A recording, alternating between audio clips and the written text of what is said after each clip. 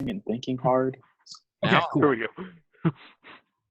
When last we left off, our intrepid band of adventurers, which is one of the most cliche things in D&D to ever say, found themselves traveling to the smuggler's moon, so-called, of Nar Shaddaa to meet up with a hut businessman slash sort of gangster, but not really, figure known as Nemro the Fifth, the proud owner of Nemro's Palace, the most successful casino in the galaxy. As payment for Nemro's influence, getting them out of jail after a small snafu on the planet of Corellia, you return to, or you travel to Nar Shaddaa to provide him with information regarding the location of a certain hut by the name of Zero, who it appears owes money to Nemro, as well as just about everybody else in the galaxy, including your friend Dabar. Upon arriving on Nar Shaddaa, you traveled to Nemro's yacht, and there were some funky beats playing. It was a good time if you're a shady individual. However, you also noticed the air of sinister cruelty that permeates the vile world in the flagrant drug use and air of promiscuity, as well as blatant slavery and the borderline torture of the once noble mighty beast, now known simply as Nemro's monster, as he was used in slave fighting, which you also, after speaking with Nemro in a very brief and unsuccessful foray into a casino for some gambling, you traveled to the fighting pits, known as Nemro's dungeon, where you watched many circus events, all of which were fairly violent, between mounted men on these giant banthas jousting each other to straight up fights to the death between gladiators. The final of which was Nemro's monster against your old, once ally, now nemesis, adversary guy. He just really doesn't like you. Baracus, who won the fight, which you bet on, thus winning you the grand prize of the night, the ship known as the Vantablack. Then you returned to the spaceport, ready to gain your ship. You guys are all standing there, and as narrated last week, the door begins to open, and as the smoke from the room pours onto the floor, as this appears to be a large hangar with large machines working on some other ships. In front of you, you see a giant, true to its name, pitch black. It seems to almost suck in the light around it. Mighty ship. I will click a little button here. Share screen. Screen. Share. Let me know if this doesn't work for you guys, but I'm trying my best. It's gonna go away.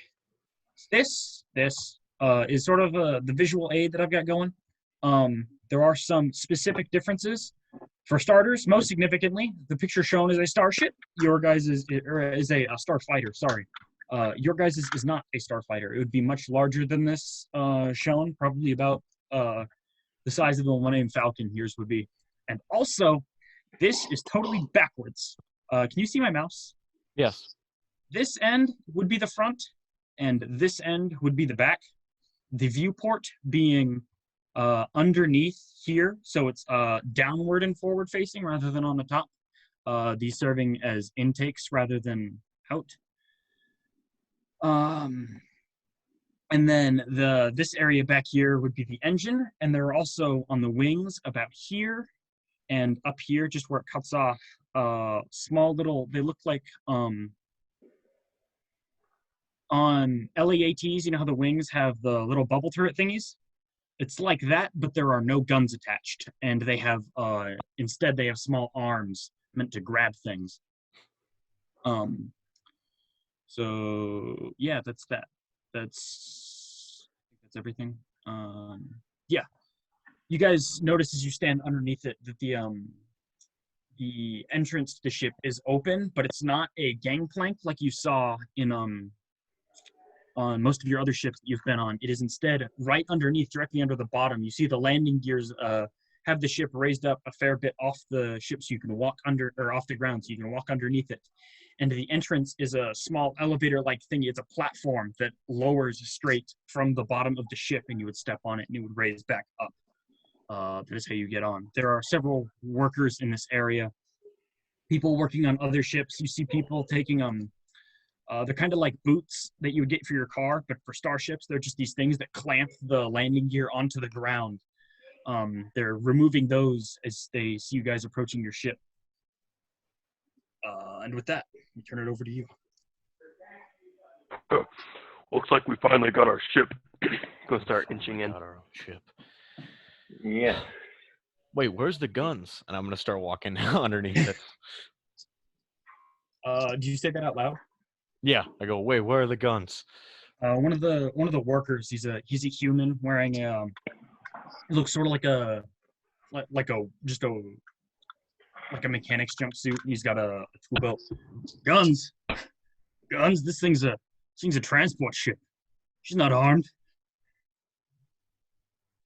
You really think we'd be giving you military vests? I suppose when you put it that way, I thought, well, I'm gonna walk under the ship. All right, you walk. Do you go onto the platform? It's big enough that you guys can all fit, including the hut. It's about a 10-foot diameter ship, or I mean platform. Sorry. You all walk up onto it, I assume, and there's a small little console just with an up arrow and a down arrow button. Well, and I motion to Dabar. Dabar presses the button, and you all. It raises up onto into the ship, I should say, and you guys are raised up into this. This appears to be the main hold of the ship. There is a large holotable currently projecting a map of the galaxy, and with a few chairs and like tables next to it. There is a small walkway that walks back, and then another one that goes forward into the front of the ship. I'm gonna go into you notice that much like the outside, the walls all are pitch black. It's sort of there are lights, of course. It's all lit with a white fluorescent sort of thing. The floor is like a gunmetal gray, but the walls themselves are the same dark obsidian as the outside hull. I want to go check out to see if there are bunks. Do you go forward or backwards? Backwards. Towards the front. All right, you go towards the back, and as you do so, yeah, it's a small passageway, and there are two little doorways, one on your right and one on your left, and then the passageway continues towards the back a bit more. Well, I say, well, if nobody's coming with me, I get to pick my bunk first, and I'm gonna peek into both rooms and see what I can see. Both rooms are identical to one another, and each room has 4 bunks, 2 on the right side and 2 on the left, one top, one bottom. Very similar to that which was on the Silver Sword. However, this appears to be a bit roomier, and there are, rather than just a small like footlocker above or below the bunk, there is on each side of each set of bunks there is a small little closet, so that each pair of bunks has a pair of closets. And if you walk into one of the rooms, it looks like this, but the other one would look exactly the same. These rooms are identical, just mirrored from one side of the hallway to the other. with a small, like raised, it's almost like a circular card table in the middle of the room, just for like holding things. I'm just gonna glance back and forth. I'm gonna look to the right side, walk on in, and just like flop down on the bottom bunk. All right. One of you has claimed your bunks. Right. I'm gonna. There has to be something wrong with this ship. Like, they wouldn't like. It's just. So Thrakmeel's gonna make sure everything's in pretty much order. Like, it doesn't have to be perfect, but make sure there's no glaringly obvious problems that could What? get us killed. Specifically, are you looking for? Oh boy. Like, I don't know, somebody waiting or hiding somewhere to assassinate us and then take the ship back, and then they just An recycle assassin this you're ship. looking for. Or like something Missing panel. wrong with the engine, or like A just window that's broken. things that should be Now out you of see, Is like in it a house on- or a car, Is that's it not on that big a deal. fire? But all right. So I'm gonna Good thing to find out. have an investigation check. As a note, if you would like to take a really long time, you can take either 10 or 20 on this check. However, doing so would it would take a hot minute. That's totally fine. What else am I gonna do?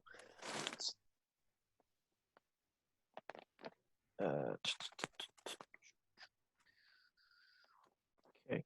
Investigation, you said, correct? Yes.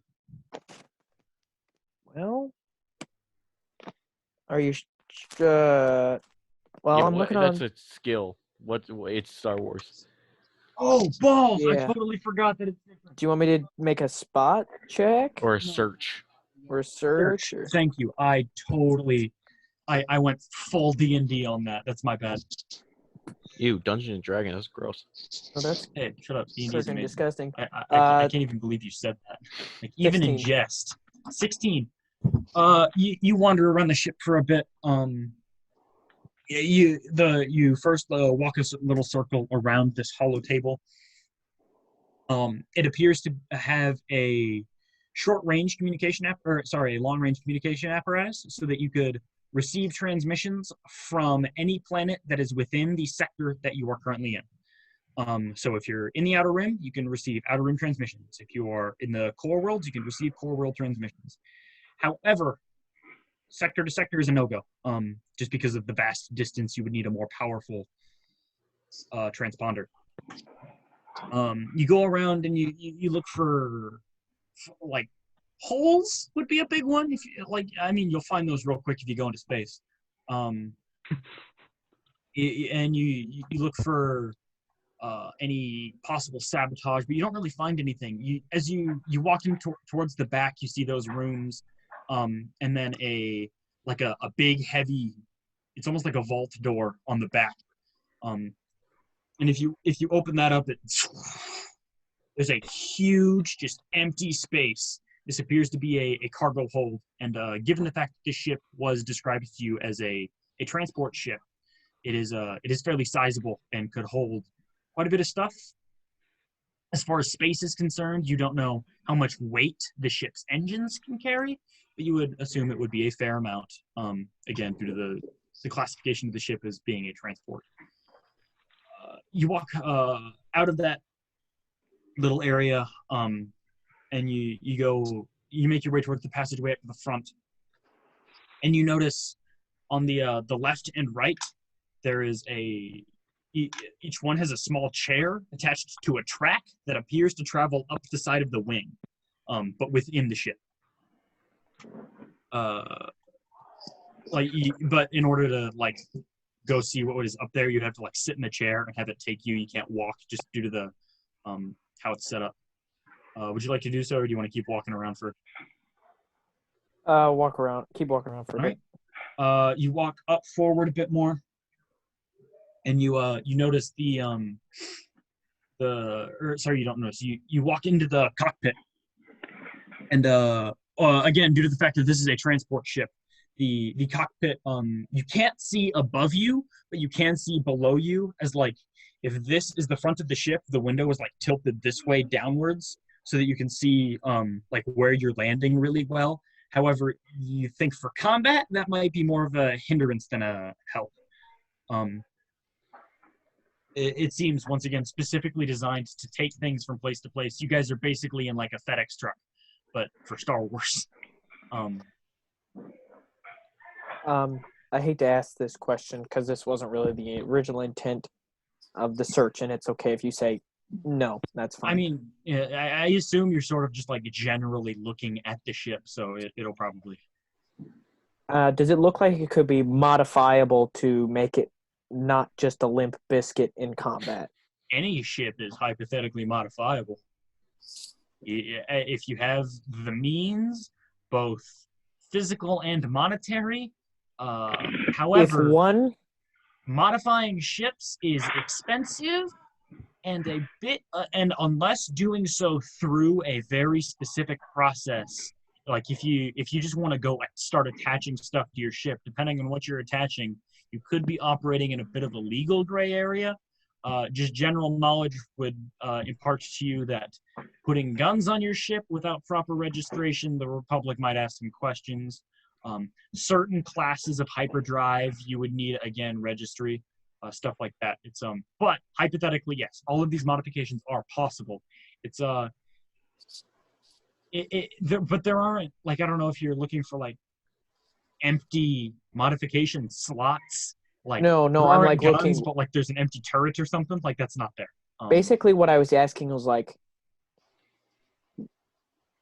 if Nathaniel were to look at this, he would say, "I would want something probably here and here to go pew pew. No more bad guys." That's really what it was. Well, And if you don't want to answer, you don't have to. If you want to get back to me, that's totally chill. just like general knowledge of ships and starship combat. Turret guns can go basically anywhere because they're omnidirectional. You can point them wherever you want to point them. However, like mounted guns, you'll probably want those on the front so that you can aim just with the ship. But like specific placing, the moment you don't really know. Those little arm thingies that were on the tips of each wing, the little grabber arm boys, those could probably be pretty easily replaced with guns if you wanted to do that. However, you have yet to find how to operate those. Yes. When Thrak was done with his search, I was gonna fuck with the arms because I want to know what those do. All right. Mm-hmm. Oh, when Dabar saw Thrakmiel go up to the front, he was also going to go up to the front. Okay, cool. Davar, you with your experience being a trained pilot, you recognize that this is a fairly simple. It's a fairly simple piloting setup. It's not really designed to pull any complex maneuvers. Like you could hypothetically employ some combat maneuvers, but it's kind of like trying to do donuts in a tractor trailer. We can do it. We'll pull it off. You can. Safety is a little questionable, and ease is really questionable. You'd have to pull some impressive shit, but it is like you probably. But the point I'm making is it's not, as of right now, designed for combat. This is a take stuff from point A to point B vessel. Gotcha. Yeah. Would I be able to? Is the ship like on? Can I No. not turn? Okay. Looking out the little window, does it look like people are like backed away and I could safely? I should say, little window is totally inaccurate. This window is huge. Okay. Like I said, it's downward facing, so it's made to optimize that direction of visibility. But it probably you could assume the ship is probably used in like more industrial settings.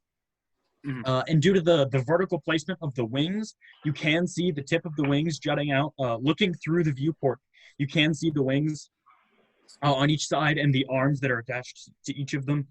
And the window is covered. The window is obviously made of transparent steel, but there are Durasteel bars running horizontally across it, probably to further protect against incoming physical debris. But you don't think they'll help much against like plaster fire.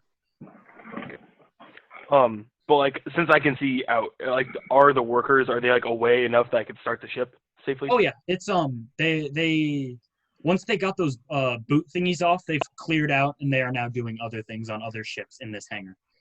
Okay. Then I just want to like turn it on, and I just want to like check the diagnostics All right, on cool. it to make sure like everything's running smoothly.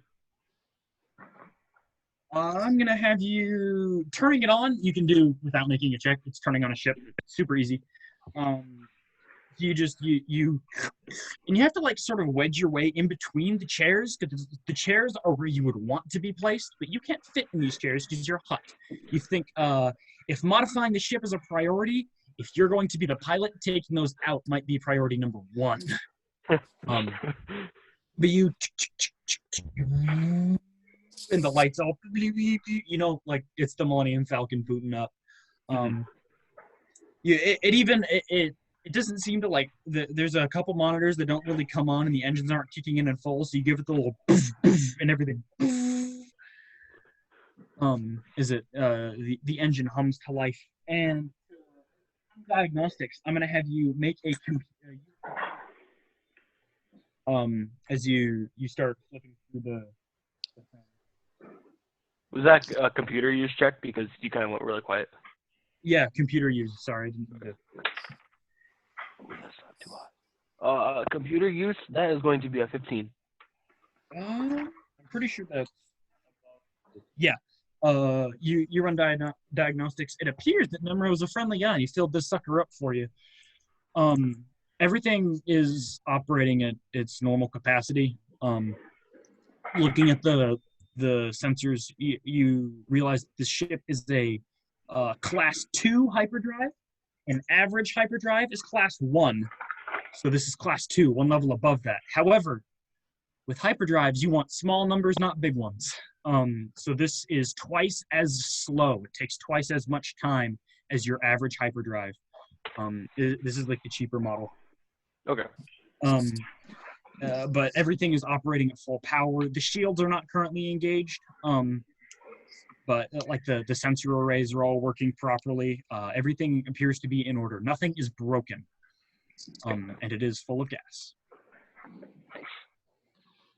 I believe you said there were 2 rooms, each with 4 beds, right? Yes, sir. I'm going to go to one of the rooms and put my backpack on the top bunk. All right. Derek, you said you went into the right room. Yep. Do you want to go into right or left? Left. All right. You practice proper social distancing as you walk into the room not already occupied by somebody else, and you place what belongings you have on you in one of the beds. Sit there and pet your lizard a bit. It feels like home. I'll walk out. I also put him on the What was that? top bunk with the fusion lamp. Okay. I take a walk out of my room, and as I'm going through the main area, I like walk past Crow and I go, "I gave you top bunk," as I walk by, and then I'm gonna go try to mess with the arms. All right. You don't find like in the general area access to the arms, but there are those chairs on tracks that appear to travel down the wing to where the arms would be located. You sit yourself in one of the chairs, and is it like a there's roller coaster? Like, no, it's just a chair. not Good safe. luck. And there's a little lever that is on one of the armrests, and it is currently in the backwards position. As you flick it forward, sorry, I should have mentioned there is like a seat belt. It's just not the thing. So you could presumably strap yourself in, flick the lever, and the chair, which was facing like forward into the hallway, turns around suddenly to face into the wing, and then you feel yourself sort of before you're in this bubble turret thingy. And there are two like handle thingies with little like they're just like full hand triggers, so you would like do that to operate it. And there are a pair of arms there's a single arm on either side of this bubble thingy forming a pair. Whoa. and it's fairly intuitive. It's just pinchers. There are no Damn. fingers. And as you grab the controls are really touchy, and like any slightest movement on the joysticks, it's like in the Force Awakens, the one good scene, not the one good scene, one of the few good scenes in the Force Awakens when Finn is operating the gun in the Millennium Falcon for the first time. He's like swinging around real fast. It's a lot like that. It's very touchy, but much like the quad lasers on the Millennium Falcon, this whole bubble rotates as the arms move around, and your military training and also just common sense tells you this would be a pretty sweet place for some guns. If this was a if this was a warship, there'd probably be some turrets right here, and they due to the arms are on the bottom of the ball turret thingy. But you can if you flip a switch, they will retract, and then the ball will rotate so that they can go onto the top, but they can only be one at a time, upsetting or low setting. What exactly are these for? Grabbing things. Can I like put stuff in the cargo hold from here? No, not at all. What the fuck? You unless you were to find somebody who knows the specific intention of this ship's design, you could only assume.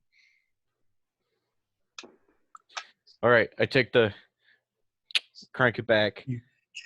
And the ball turret that you're in rotates to the neutral position, lining up the seat with the track before it spins you around, and you back to the main hold of the ship. You get up and right yourself, and despite the fact that it doesn't really seem inherently useful for anything other than something specific, it was kind of fun at least. If I'm bored ever, I'll just be sitting there like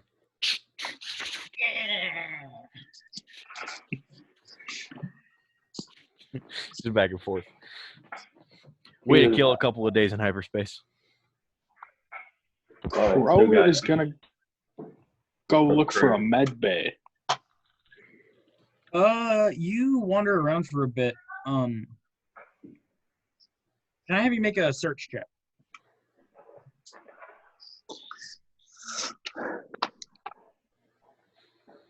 $19. 19. All right, one sec.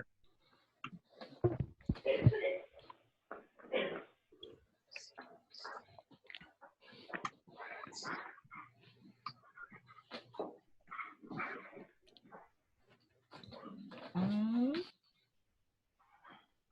right. Cool. You wander around, and you're going through, and you look around in the cargo bay for a bit, because it's like the most spacious area is where you find yourself, and you don't find a cargo bay, but you do stumble across an old deactivated droid just chilling there. It appears to be like in a charging seat.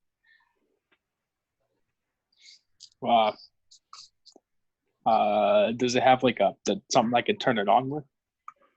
There is a small little terminal next to the seat where this is a fairly like standard droid thing.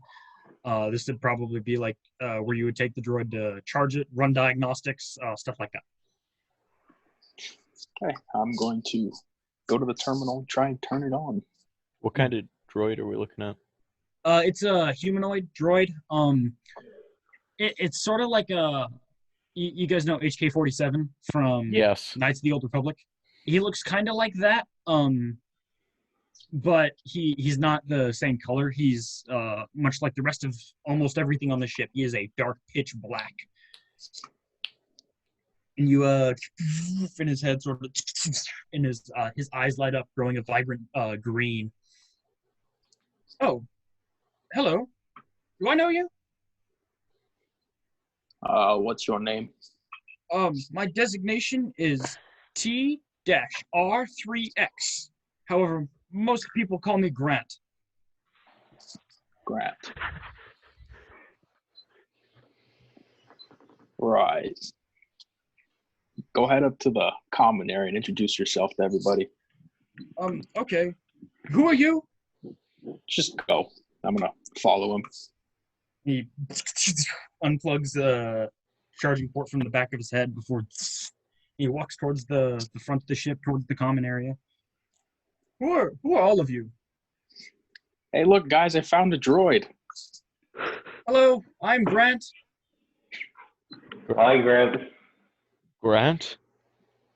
Hello, Grant. Grant. My designation is T-R3X, but they call me Grant. Get the hut. Hut! Hut! What are Right, your do you friends come here? with? Flurp, Are flurp, you flurp, come with flurp. the ship? Do you work for Namro? I'm gonna start checking the droid out for weapons or. He is not armed at all. And you start like poking around at him. He's, what are you doing?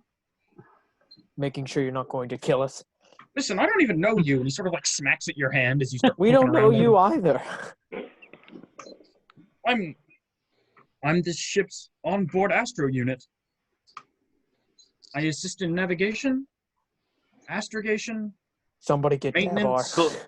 cleaning. Slurp down Get the hut. slurp down into the main area.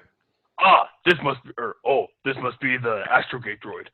Yes, I am the astro droid. I'm not I'm a prototype, I think.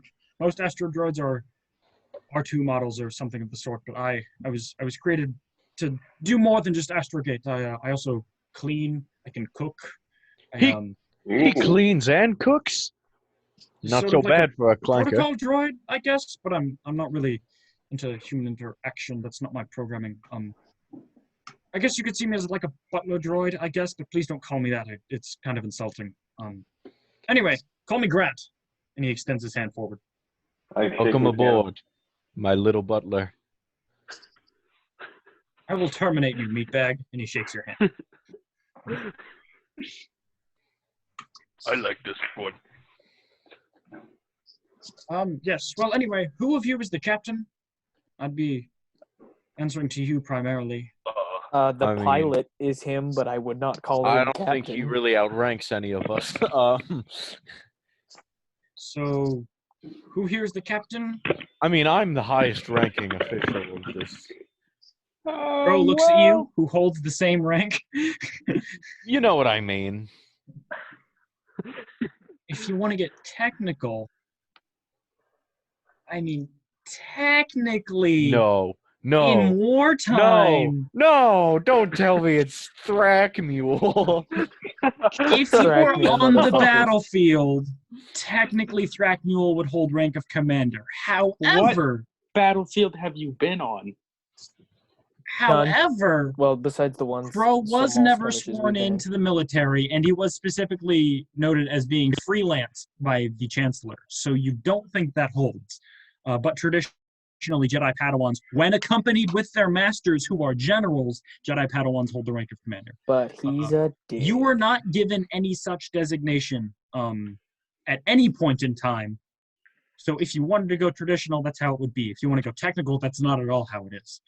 Well, I'm sergeant and the pseudo, I don't want to say captain of us, but yeah, I would say I'm captain, so. Right. You can call me sir. Okay. What are your names? I am Cthulhu. Cthulhu, and you said you were. And he points to you, Crow. Crow. Crow, and you. He points to the hut. Dabar, the Dabar. I think pilot here. Oh, you're the pilot. Well, wonderful. You and I should be spending quite a bit of time together. It'll be a pleasure to work. Oh, and you're a Jedi, I presume, by your garb. Yes, I am Thrackmule. Yes, wonderful. And you, other clone guy thing. Captain, maybe. You can call me captain or sir. I asked for your name. Is this Give him your name. is Just this, it's okay. is this Clanker giving me back talk? I think the clanker's giving you back talk. I think you're supposed to be a service droid. Rook, shut up. He came with Well, the ship. thank Just you. be grateful. Thank you, Dabar. Was that really so difficult? Anyway, Yes. Thank you, as- Dabar. As a note, I should point out that I have been as I said earlier, I am a prototype astrogation droid, not the standard. I am in possession of higher than average artificial intelligence. I was Nemro's research crews. They designed me, but I was decommissioned from being made standard issue due to I believe the technical reason was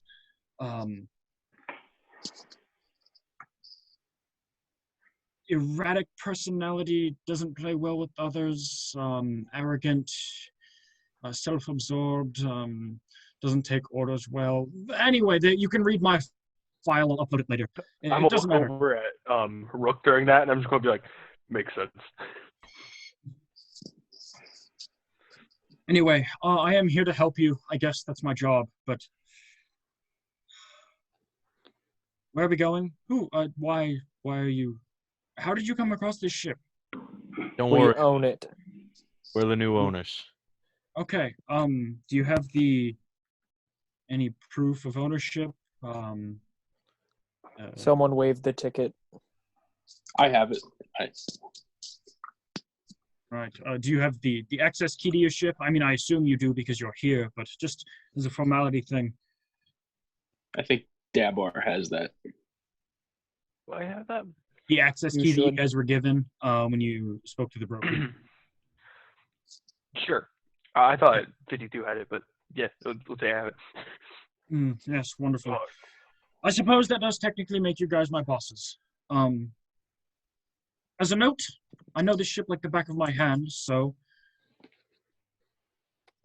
if you guys question me about anything, don't. Trust me that when it comes to this vessel, I am right. I know it's better than any of you possibly could. My memory banks are more powerful than your brains could ever possibly handle. Although I do believe Huts may be the exception to that. You are blessed with remarkable intelligence. Anyway, other than that, let me know if you need anything, but don't let me know if you don't. I will be back where I was, unless we plan on taking off sometime soon, in which case I will be up front assisting in astrogation. What's the plan? I think we're leaving. And I turn to Dabar and look at him. You'll follow the Hut's orders. What was that? I didn't hear you, Rook. You'll follow the Hut's orders directly. Okay. And I'm going to eye both of them until they walk up to the cockpit. Is it Coruscant then? Right. Next assignment. Okay. Slurp, slurp, slurp. Go back up to the cockpit. He will follow. Grant will follow. I think I'm going to kill it. I think the Republic should commission us a new droid. Yes. Come on, I think the Maybe- Clanker likes you. What? It thinks it has feelings and thoughts. It's disgusting. As the man grown in a test tube with one purpose, that being to kill. He's a robot.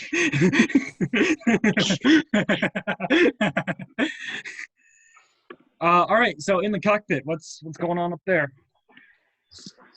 I'm gonna allow him to sit in a chair before I like squeeze between them both.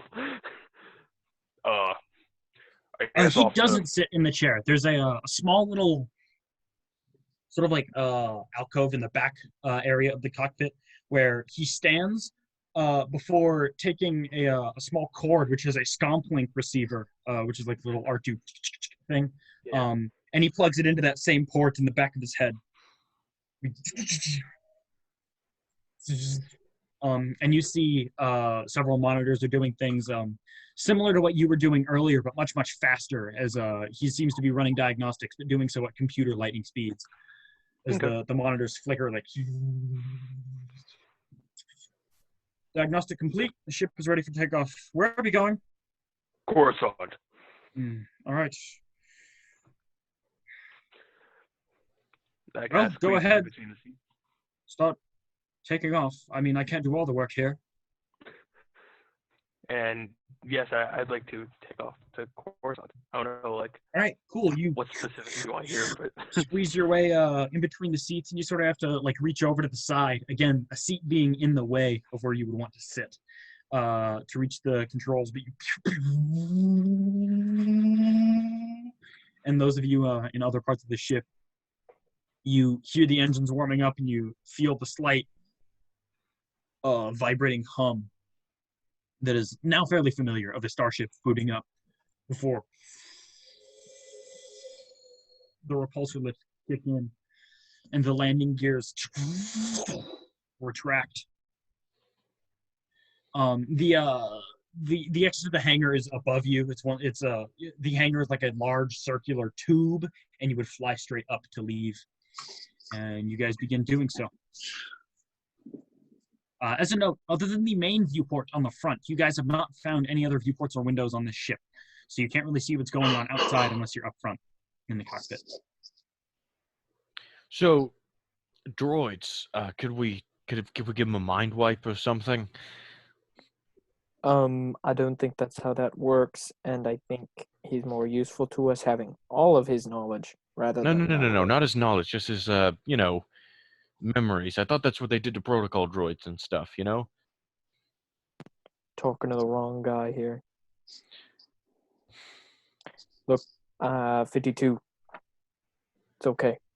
You don't have to put up with him for long. You can just get a different one. I'm gonna kill him. Look, I've seen kind of firsthand what what droids can do, and I'm very skeptical about those who aren't complacent with their servitude. That's disconcerting, and when he threatened us, well, that was a little unnerving, but Not a great introduction on his part, because now I want to kill him. It's what I was made to do. It's what he was made to do. I was made to kill droids. Droids were meant to die by me. Avery, as you can fly the ship up and leave the atmosphere with literally no work. Pilot checks I will usually reserve for specific maneuvers, but generally like flying is fine. I won't make you roll anything for that. However, astrogation is another story altogether.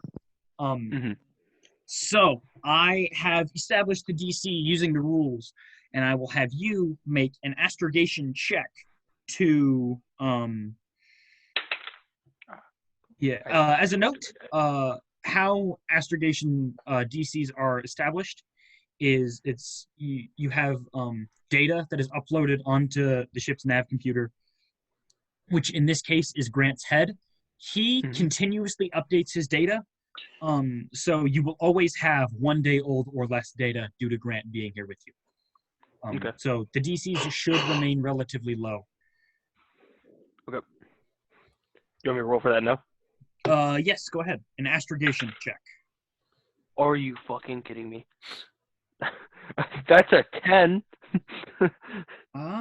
Well. Could we end up stranded in space if this goes bad? I rolled a 2, if that means anything. All right, well. This is the thing you were made for. This is your character. I mean, okay, I have +8 in it. I just rolled shitty. Hey, how many ranks do you have in pilot? Or, I mean, in your profession. Sorry. In my profession? Yes. None. None? Okay, never Because mind. I didn't understand what profession meant. Yeah, Okay, cool. Never mind. Read the rules on that. All right. So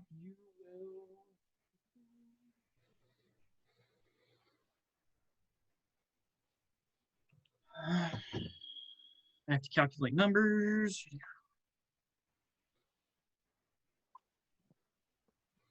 All right. And you can see from this giant viewport that as soon as you've left the atmosphere of the planet, you hit a few buttons, and then there's a small little lever thingy, and it's or it's not really a lever. It's sort of like a sliding thing. You've got to like grab the handle and then pull back on the button. That it's like a little trigger button, and then slide it forward. As you do so, like with the sliding, the ship lurches forward, and the stars streak back behind you as you enter hyperspace. You've flown a little bit in because you went to piloting school. However, despite learning how to astrogate, this is the first time you've actually flown through hyperspace, and you're a little nervous.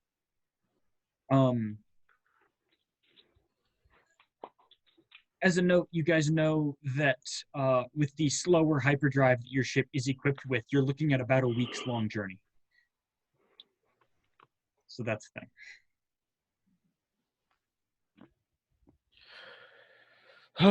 What to do? Can I access the arms things while we're flying in hyperspace? Yes, you can.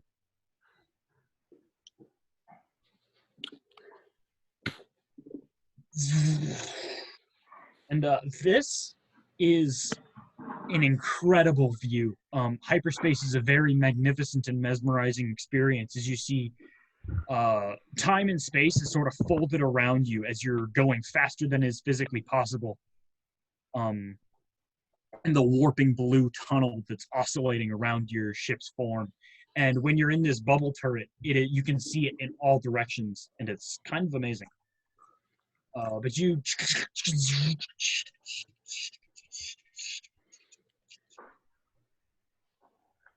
sitting in the arms. I'm just looking around like, whoa. As a note, Avery, now that you are in hyperspace, you can leave the cockpit unattended, and unless something terribly tragic has gone wrong and you guys explode and die, like you don't really need to be at the helm. Okay. You can get up and do other things. Once you guys enter hyperspace, Grant unplugs his head from the ship, and he walks up to one of the chairs and he sits down next to you. So Dabar, right? That was your name? Oh, yes. So how did you come into possession of my ship? Oh, well. We were watching some of the battles over at Nemro's, I don't know, gladiatory arena, something like that. And we decided to bet on what we heard was the highest bet of the ship. Wait. You mean to tell me that this ship was, you won it in a bet? Oh, yes. Nemro goes through all the work to acquire this ship, a prototype ship with a prototype droid, and he gives it away in a bet? That's ridiculous. I'm worth more than this. I mean, if it makes you feel any better, it was only 20,000 credits. He looks up at you.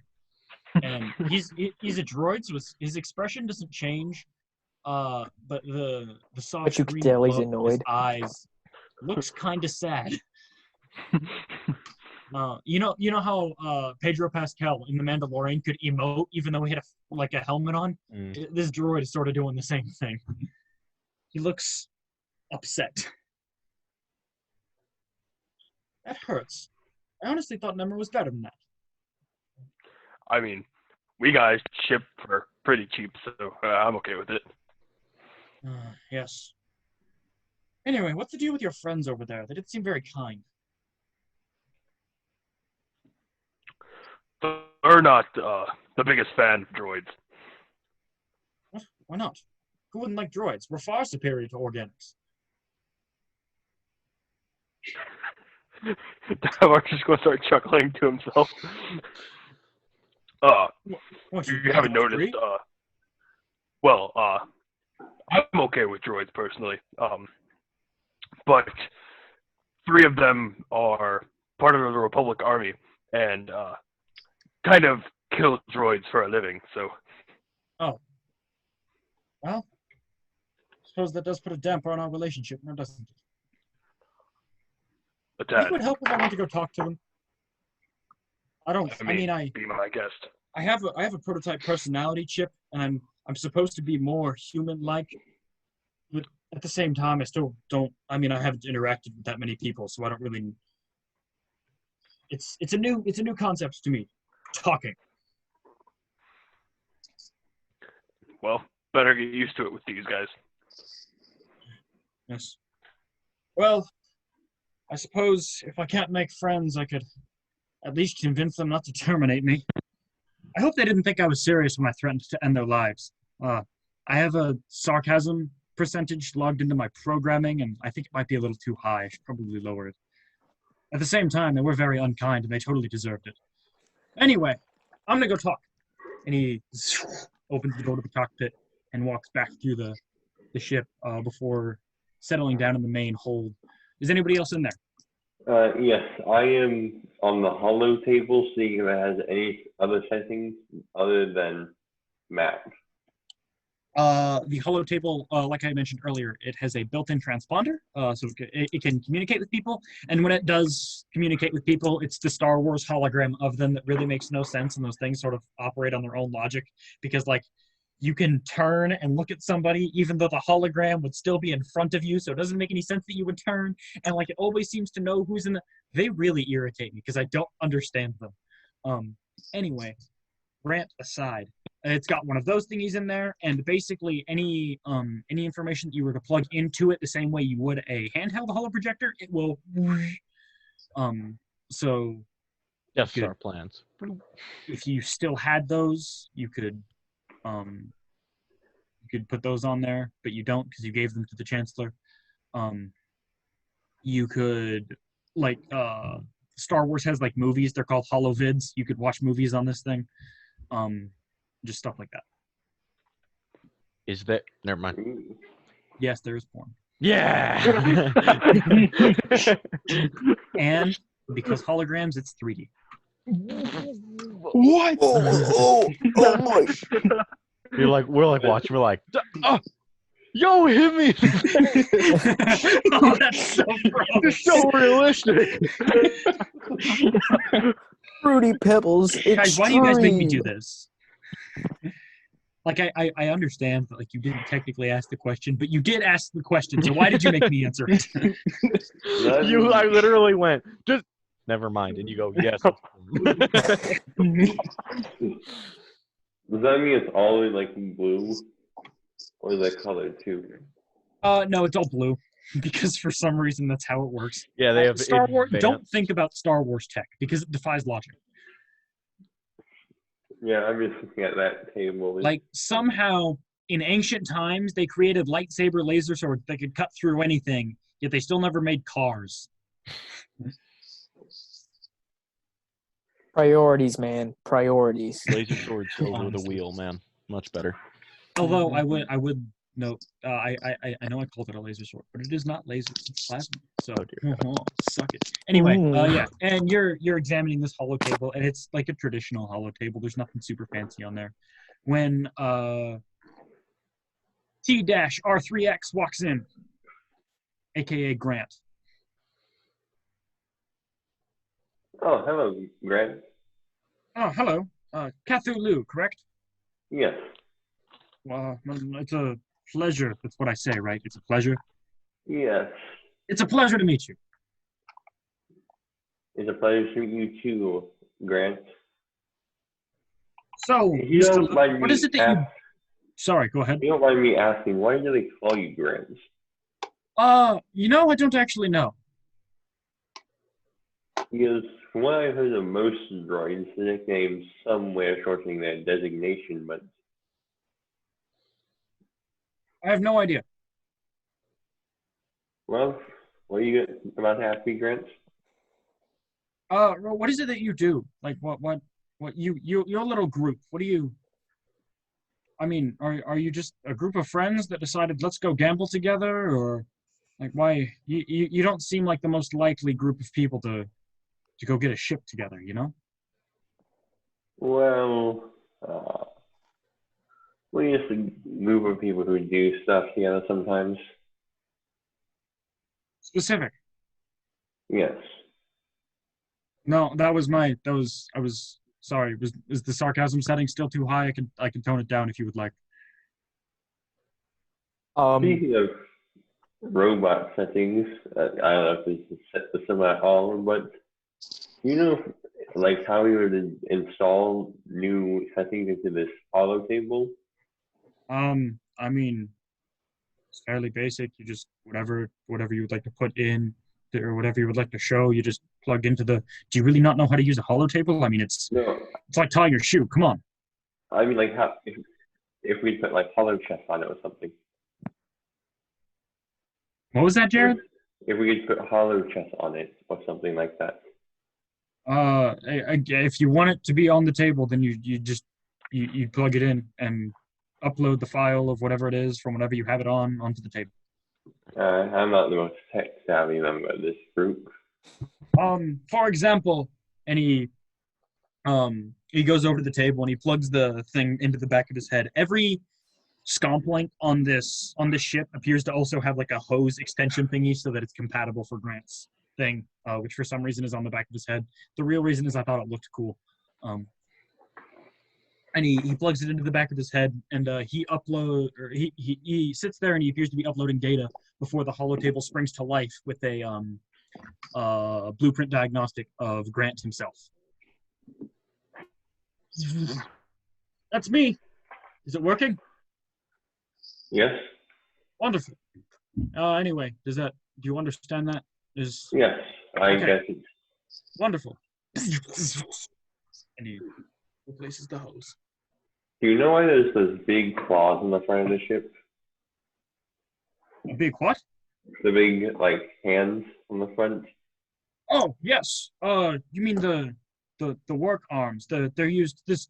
You see, the ship. It was designed to do two things. A, it was meant to like perform maintenance. So this ship would fly into like primarily not starships, space stations or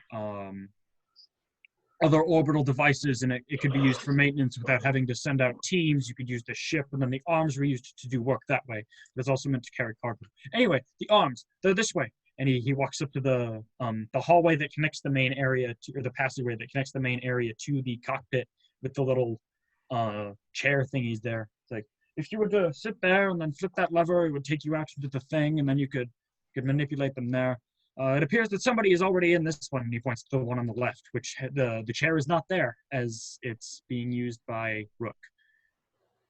So each chair controls one arm. One pair of arms. Each bubble has two arms. Oh, so there's four arms. Neat. Yes, it is rather neat, I think. Yeah. At this point, I'm gonna coincidentally.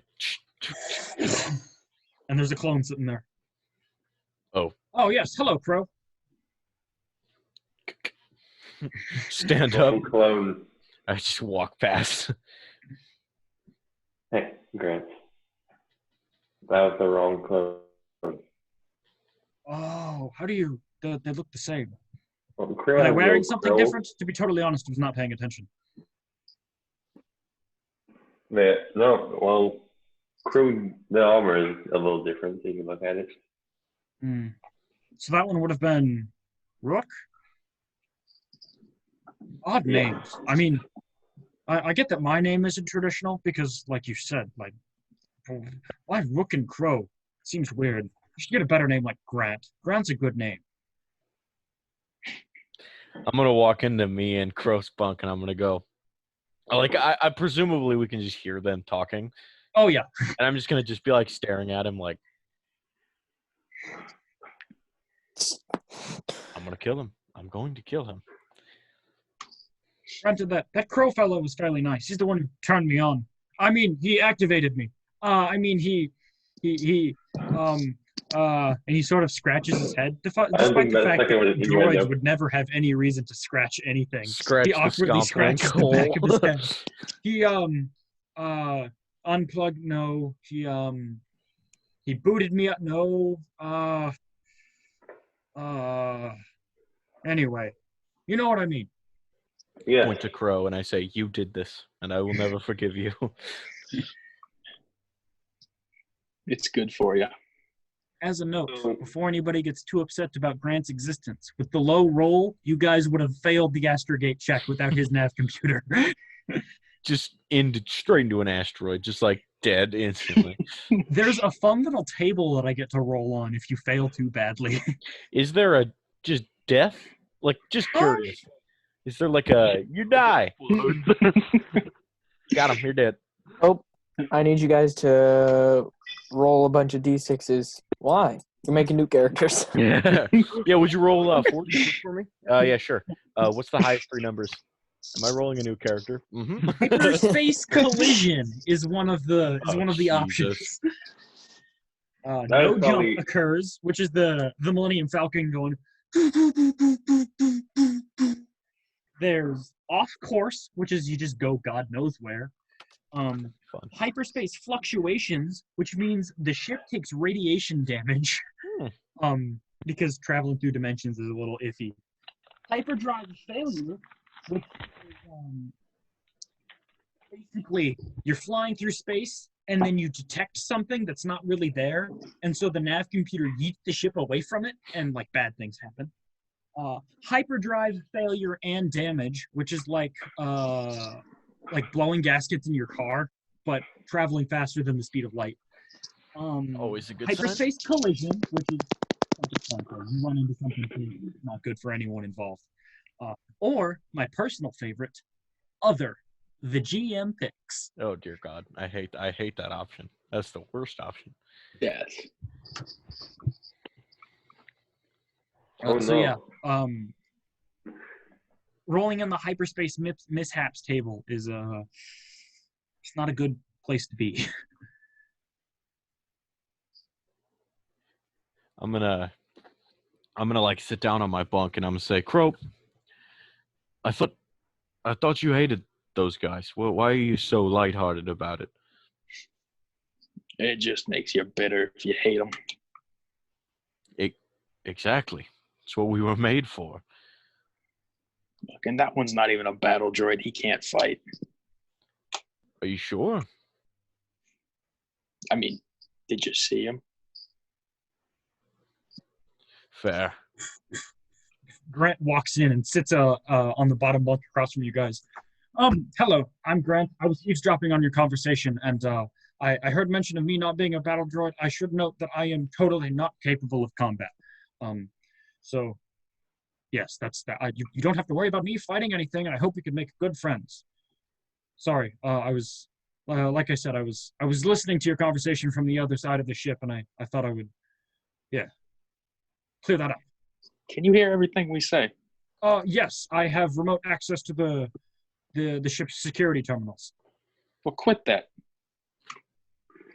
Sorry? Don't listen to what we say.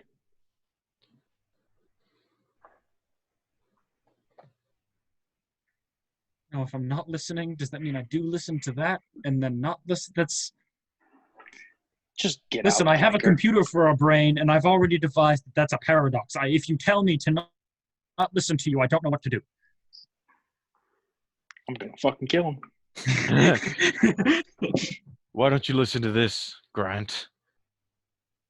If you don't quit your eavesdropping on us, I'm going to rip out your own power core and make you swallow it with whatever cursed entrails you may have.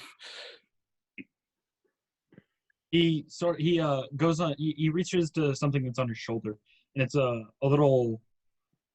very small little red antenna or a black antenna with a red blinky light thingy at the top, and he.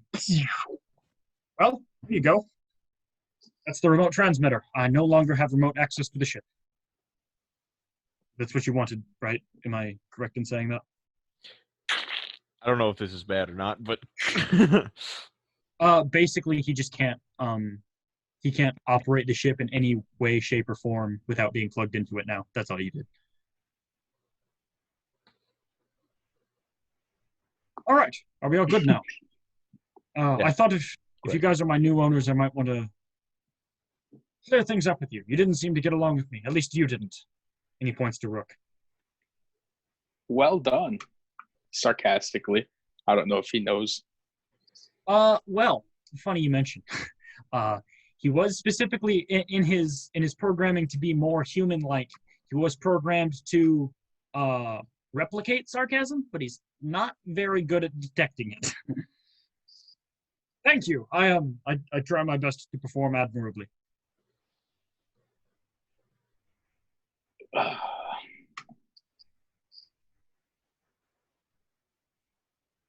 We're all three just staring at each other, just awkwardly as hell. Just I have a question. I have an answer, probably. Maybe I don't. I don't know. So now that he ripped out like his little remote access, now I have to stay in the cockpit 24/7. No, the nav computer is still operating normally. He doesn't pilot the ship. The way hyperspace works is basically you have to do a whole lot of math in your head, or on paper, I suppose. You do a whole lot of math, and then you type those calculations into the nav computer, which has been currently updated. Oh, that's now you see. The other thing was, though, that he now has to be plugged in to update the data that the nav computer, because earlier I said the way hyperspace travel works is you need up-to-date data. If you have older data, then the astrogation DC is raised because it's harder to fly through hyperspace. He now needs to be plugged in and actively updating his data. He no longer does so remotely. That will be a significant OG. Also, beforehand he could do small things like start the ship and open it, like open the door and stuff like that remotely. He can no longer do any of that. I didn't know that. Yeah, too intent on being a little cock. So So learn now from our if mistakes, you wanna- please. If you want to update your astrogation data, you will need to have him plug in and actively do it. He will no longer do so remotely. As I'm gonna look down at the thing I just crumbled and go, wonder if that's important. Out loud or to yourself? Or Yeah, out loud, yes. Okay.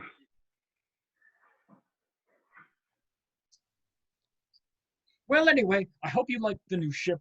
I say new. It's not really. I mean, it's kind of. Never Anyway. ever enter this room ever again for any reason. Does that include now? Like, should I? Leave.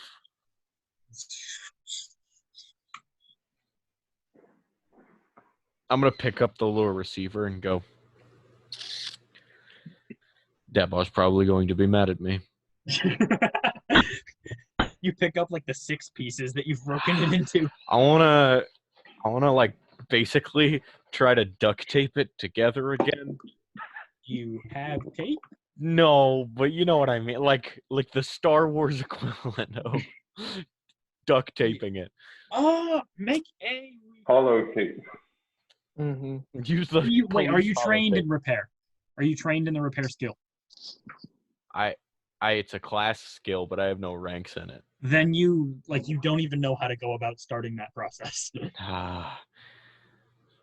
You Bro. you take the pieces and you hold them together in what sort of like a puzzle, like where you think they would fit. You mean our first session when I tried to piece together a bomb and a door frame, and I was like, Yes, exactly. You sort of do that. At least these are from the same device, so you're better than that time, but not by much else. As you.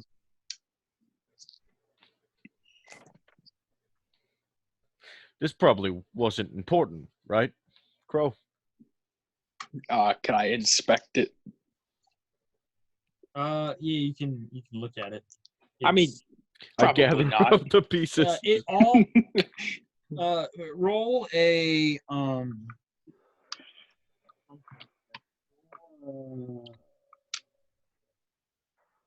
what knowledge skills do you have? Medicine and biology. That's not helpful. Roll a craft check.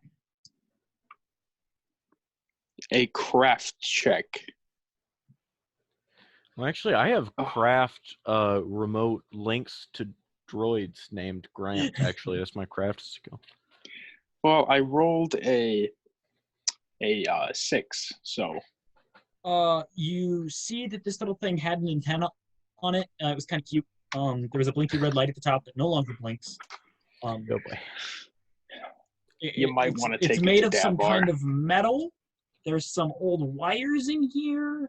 And you think it might have come from a droid of some sort. You're not real sure on that. It's just kind of it. I pick up the pieces again, and I'm gonna walk up to the cockpit. As you walk up to the cockpit, you see you see Grant walking into the cargo hold from whence he came. On the cockpit door. Oh. It's like you can, or sorry, do you not want to just open it? Like you Yeah, you I can. did. I didn't know if I could. Yeah, you can. It doesn't like lock. You can open it from both sides. Hello, Devar. Nice Rook. Good to see you. piloting you have there. Nice ship. Oh yes, Devar, I broke yeah, something. droid. Really? What? I broke something. We've been on the ship for half an hour. It wasn't my fault. Grant provoked Haven't me. even been on for a day. What is it? Hold out your hands.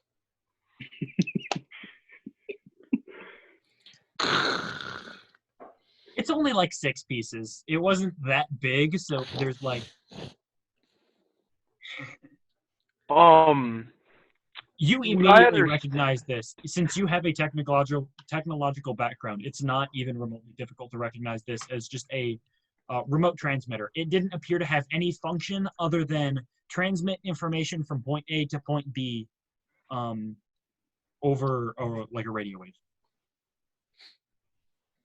However, you have no idea where this thing came from or what it connected to or what frequency it operates on or anything like that. Wait, what'd you say about Grant, Garrick? I said he provoked me.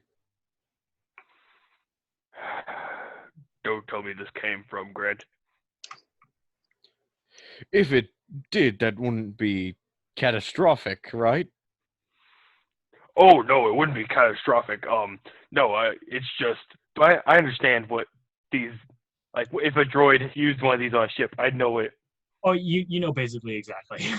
Okay. Anything I have said about it and his function, you could just surmise by way of being a trained pilot. Okay.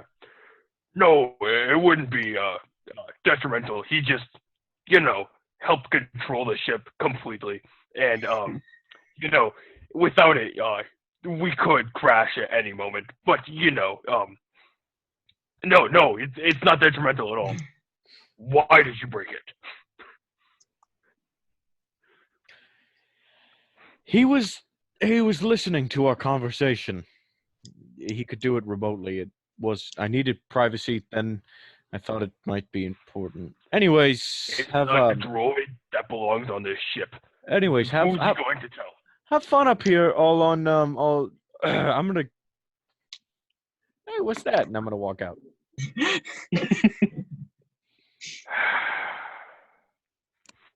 Can I repair this? Do you have your tools on you? I mean, I assume they're just still on my belt, but yeah. Yeah, maybe not in the cockpit. You might want to find like a table or something to work on. But yeah, you can repair it fairly easily. I'm gonna go back out to the main gathering area. I forget what the room's called, but like the little main area. I call it the main hold or the main chamber. Okay. Or the common area. Go out to the little main common area, and then you take out your tools and make a repair check. No, it's my repair. Good. That's a 22. You're trained to repair, right? I sort of assume you are. Yeah. 22. 22? Yeah. Anybody who was in there, you see Dabar walk into the room, pour out a tiny little thing onto the table, take out some hut-sized goggles and put them over his head, and a tiny little arc welder, and just a little soldering iron, and he connects some wires, and last, as you seal the casing, you see the little red light of the antenna. This transmitter appears to be functional yet again. And then, without taking off the goggles, but just like putting them on my forehead, Mhm. I want to walk. Would I saw? Would I know where the You droid? ran diagnostics on the ship and would know where the droid's resting station is. Okay. Then I want to go back to the cargo hold. You step into this massive cargo hold. It's those really big jets that I can't remember the name of. That have like the big doors that go. The room is a lot like that. It's just a big room for holding lots of big stuff. Gotcha. If he's like sitting there plugged in, could I like plug it in while he's charging or whatever? Yeah, he's turned on. He's just sitting in his chair connected to the Okay. stomp link. Brent, here you go. And I put it down in his hand. I thought Rook said I'm not allowed to use it. He doesn't want me listening to people or something like that. I don't know. Well, To be totally plug it honest, in. I wasn't really paying attention. He kind of annoys me.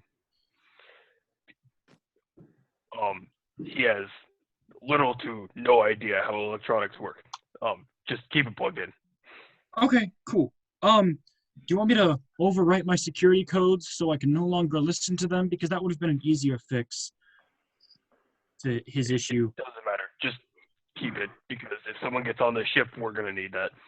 All right, cool. Don't change thank you. anything. Thank you, Dabar.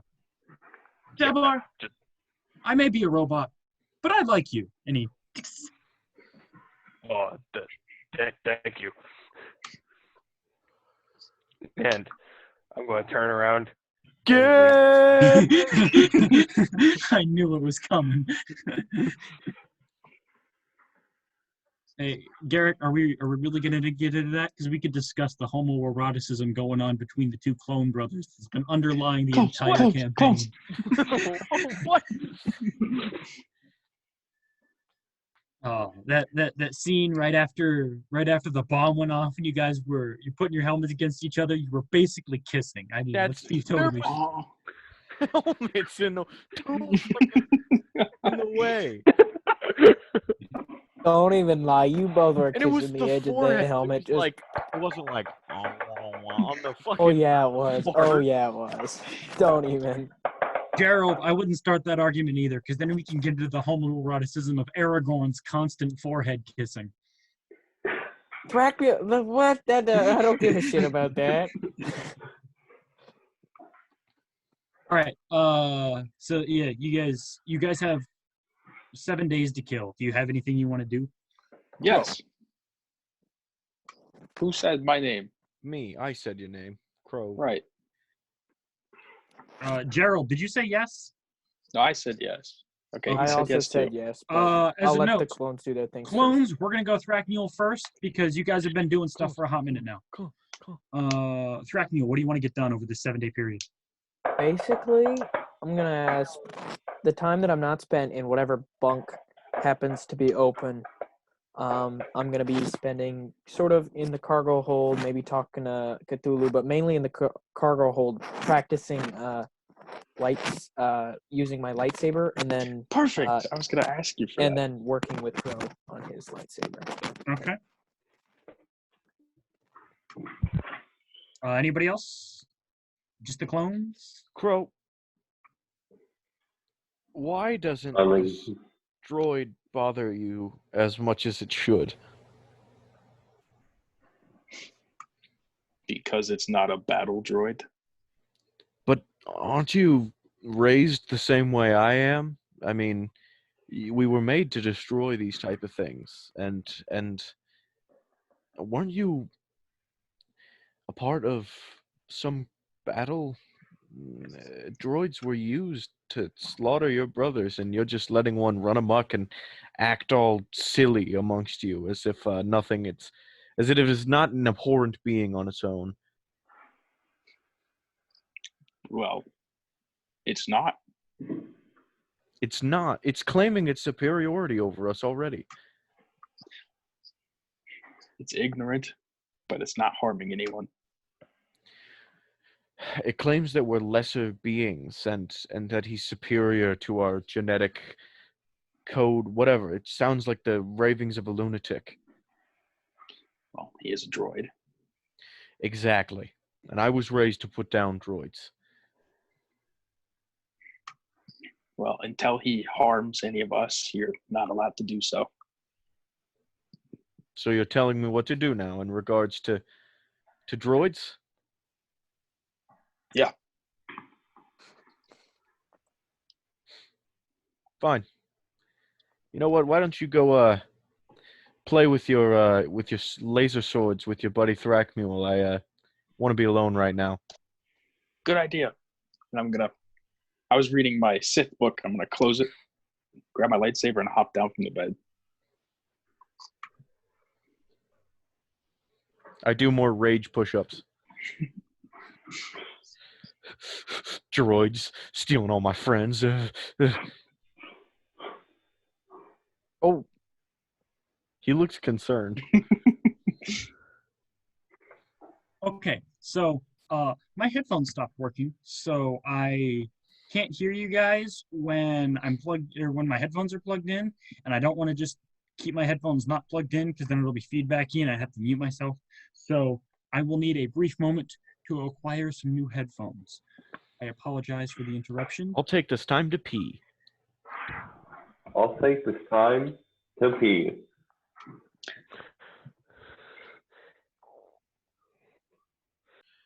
Record. Okay. All right. So after the little snafu involving everybody on the ship suddenly going deaf for unknown reason, because I couldn't hear anything. Everybody can hear again now. Yay! I totally forgot where we were and what we were doing.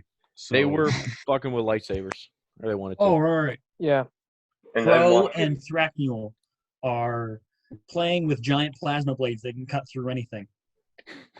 Yay. Imagine, oops, I dropped it.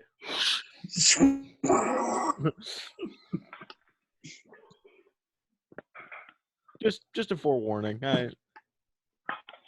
And so Crow comes into the cargo hold. Or how does Wherever this you work? are, I'm coming to find you. Okay. I'm in the The cargo hold hold is pretty big. Like, even for a cargo hold, this is a big one. Since you're on a freighter ship. So you guys have more than enough room to swing death sticks at not death sticks, sticks of death. I forgot death sticks is an actual thing. Sticks of death at each other. While Thrackmule sits there and watches. That helmet is so cool.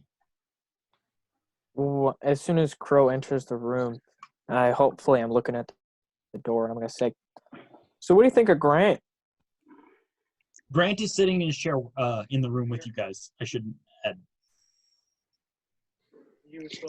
Gonna kind of look at him and go, I don't like him.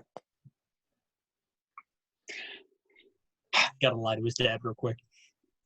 No, I'm taking the Spanish biliterate test right now. Literacy. How do you say lightsaber in Spanish? A lightsaber. Lightsaber. Well, okay, light is Why are you arguing about this? It's Lucia. a proper noun. It should just be lightsaber. Lightsaber is not a proper noun. yeah, no, I don't think it's a proper noun. Well, Light was Luces or something? I don't know. It's Luces, been a while Luces since sabre. it'd be Sabre de Luce, I Nice. think. Maybe. I don't know. I don't care, to be totally honest. I only remember the lights because of Sombra's alt. Sombre de luz. Lose, that's light. I was thinking lights, like the actual lights, but lose is light, like the stuff. Are you ready, Gerald? Are you done lying to your dad? I wasn't lying to my dad. We're trying to figure out dining meal plans for Iowa State. You but, continuously lie to your dad when you keep telling him that you're straight, Gerald. Whoa. All right. Because Oh you're my. because you're Notice he didn't homosexual. deny it. Okay. All right. I don't know. I find Grant rather humorous. Thank you. You think so? I mean, on occasion. Sometimes he makes me a little uncomfortable, but then again, what doesn't? And I'm gonna and like do some lightsaber stuff a little bit, and then continue the Yeah. conversation. Sort of like like in movies when somebody's teaching somebody else how to use a sword, the teacher is always standing there talking, just flourishing the sword for some reason. And Scrap Mule does that. He takes the bone hilted saber off of his belt and ignites the violet blade and just sort of does a few Aniobi spins behind his back, just sort of warming up a bit, getting loose. I'm gonna think to myself, show off. Sarcasm has never been one of my more favorite things, and I'm gonna look over at Grant, but then back at Crow. But it's at this unusual. point, Grant is plugged into his chair and appears to be doing things relating to the ship. He's not paying you guys much mind.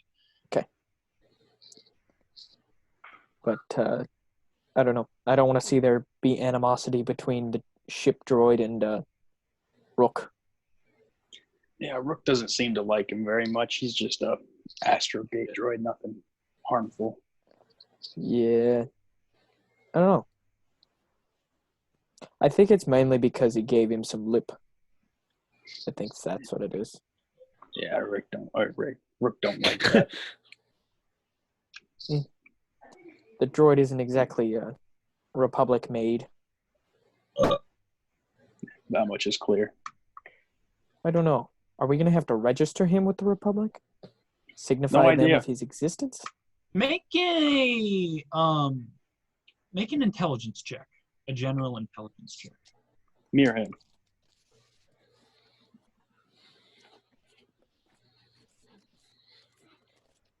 Um, 16. You know that owning a droid does not require any sort of registration. However, you do think that the sort of upper level sentience is uncommon, if not illegal. This human-like level of intelligence is not often seen among non-military issued droids, and it's sort of an ethical gray area, and there are some laws in place regarding this sort of thing. So you don't know if this specifically is against the law, but you think things, either this or things like it, might be illegal. Could be illegal. However, when I say illegal, I don't mean go to prison forever. I mean, like, they'll take your droid and slap a fine on you. I don't like fines. Yeah. I don't really want to replace him because he knows more about this ship than any other droid we would get, but I suppose they He's could learn. claimed that he knows more about the ship than any of you physically could. Well, The I'm ego sure could be toned down a lot too. another droid could learn just as much as he could. Yes. I don't know. If we were to replace him, what would you vote for? What kind of droid? Yeah. Or, What kind of droid? oh, I don't know. What, do you have a specific one in mind? One that makes beeps and boops and doesn't speak English. Yeah, those are the best.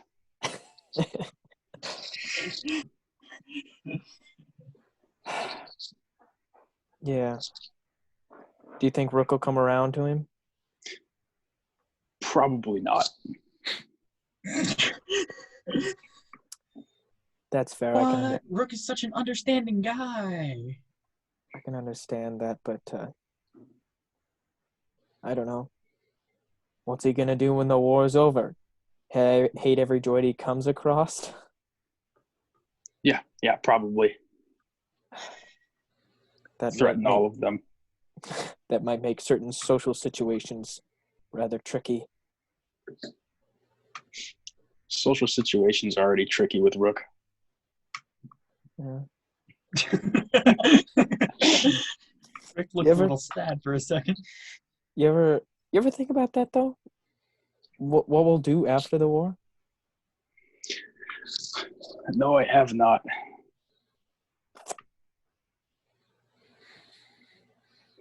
Now that I think about it, I know what the Jedi are supposed to do, but ever since I've been one, we've been preparing for this war. That's all I've known. So I don't really know. Maybe you can go back to being a peacekeeper. Wouldn't that be nice? I like not getting shot at. That we can agree on. And I continue fencing him. Oh, you guys were actually doing stuff that whole time? I thought you were just like holding your sabers and talking.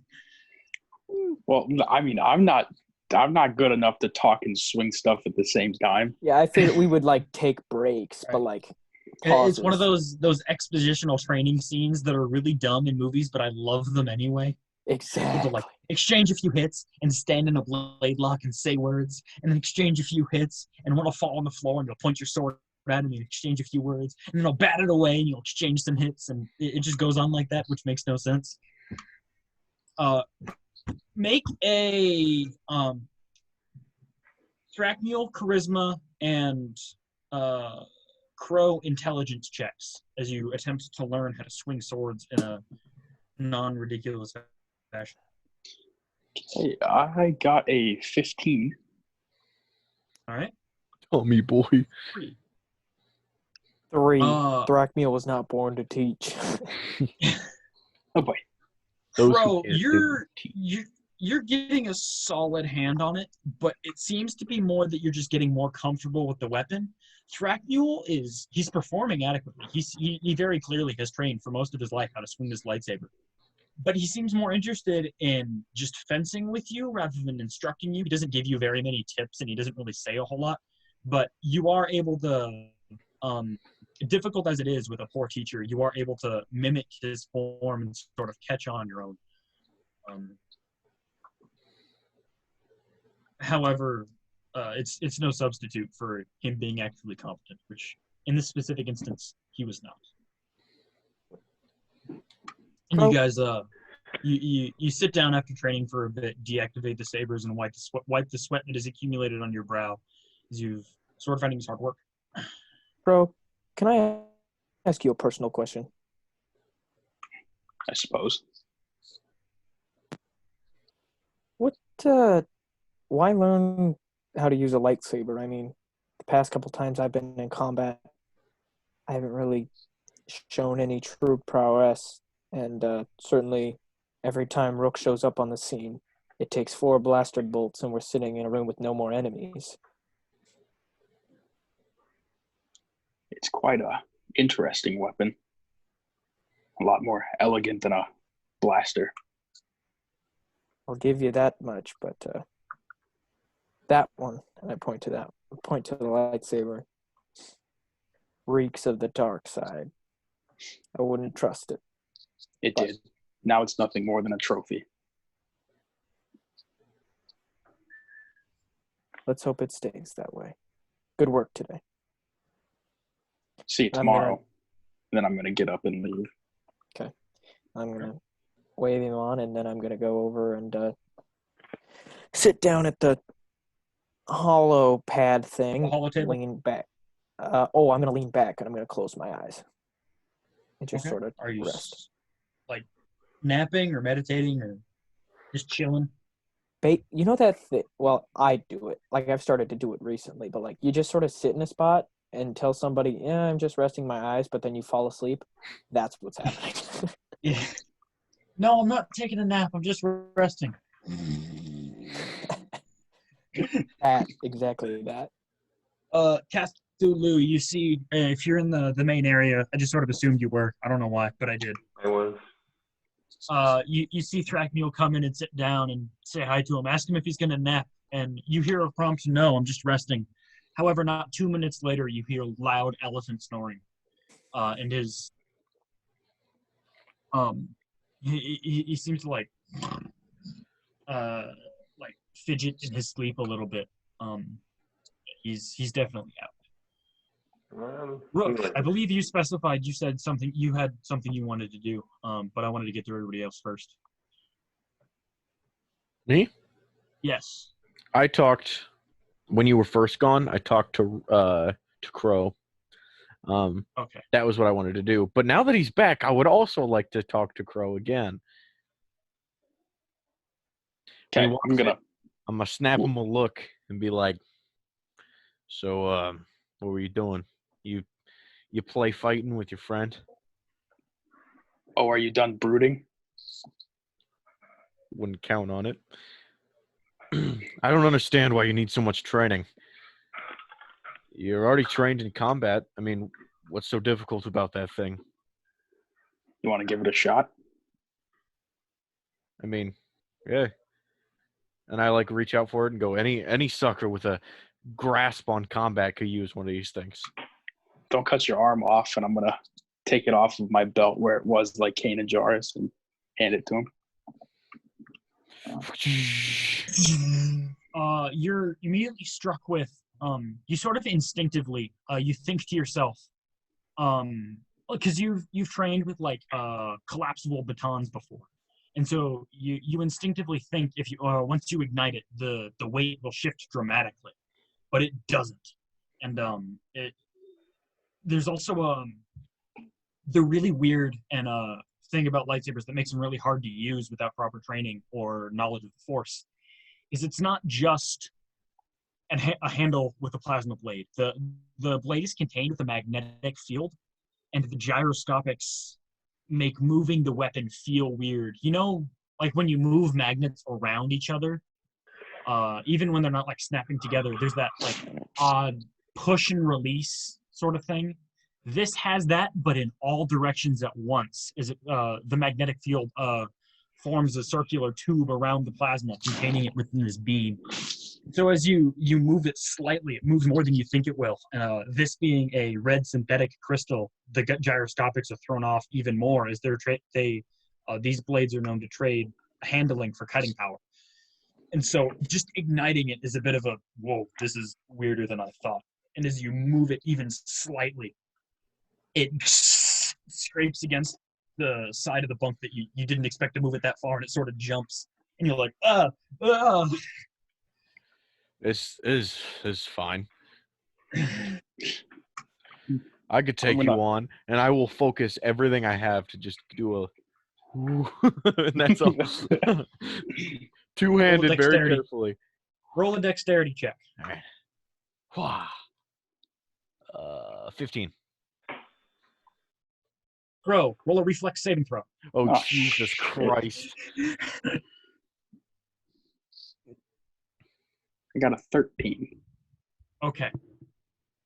As it starts like doing stuff.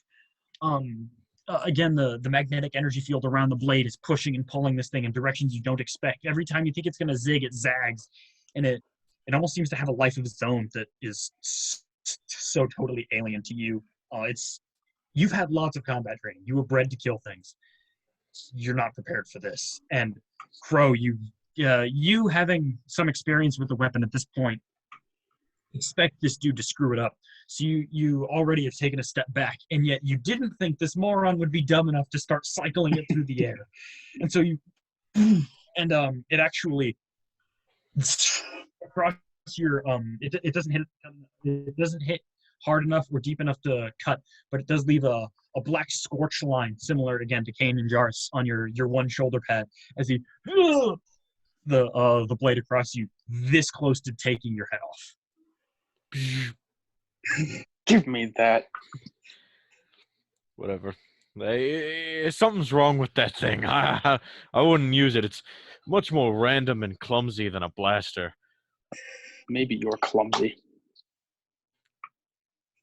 I thought you after being handed the hilt, he expertly just the blade shot off at this point, but he spins it in his hand a little bit before replacing it on his belt, rubbing in his skill just a little bit. What happened to your hatred of their kind? When I first met you, you were a jaded individual, wouldn't even look at a Jedi. He doesn't seem to be like all the others. Oh. Interesting. So, first, you no longer see your allies as enemies, and now With the droid, you see your enemies as allies. It's just an interesting shift, is all I'm saying. Yeah. Interesting. What are you insinuating, Rook? I'm insinuating you're forgetting your training. I forget nothing. Really? Because it seems you've lost your clone roots. I haven't lost anything. All right. If you say so. Now I'm the one that's brooding, and I'm gonna snag my bag and go out to the common area. Thrackmule, apparent. Sorry, go ahead. As he comes out of the room, not like a shoulder check, but like an unexpected like hit me because like I was about to enter the room as if to like claim one of the. It's not one of those malicious like hitting somebody as they walk by in any way. It's totally legitimate and unintentional. As this hut takes up almost an entire hallway, and this clone is by no means a small man. So as he rounds the corner, you sorry, and you're going in. Crow, you go into the common area and you see Thrackmule, apparently worn out from your training session, taking a fat nap, and Cathu is sitting in there being Cathu. I assume he has his lizard. He's petting him because it's cute. Yes. Debar, you go into the quarters where CT-7652, aka Rook, is chilling in his bunk by himself.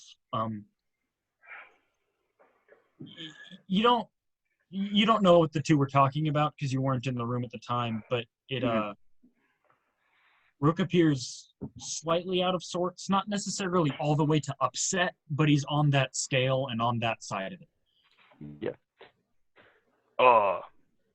Is it okay if I take that bunk? And we'll point to the one on the other side of the room. Sure, if you want. Aren't you supposed to be in the front piloting? Well, I'll have to be there all the time.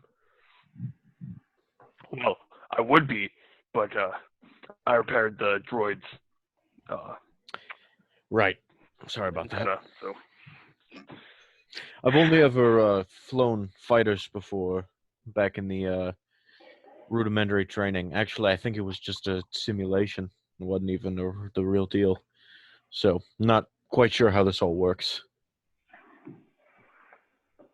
And just don't mess with what the ship came with. Including the droid? Don't touch the droid. Unfortunate. Why? I don't like droids, especially that one. What's wrong with him? I think he's a rather nice droid. He He's quite not- literally claimed his mental superiority over me in the first several minutes of me meeting him. Could you not detect his sarcasm? He even told me that he thinks his dial too high. Could you remove that?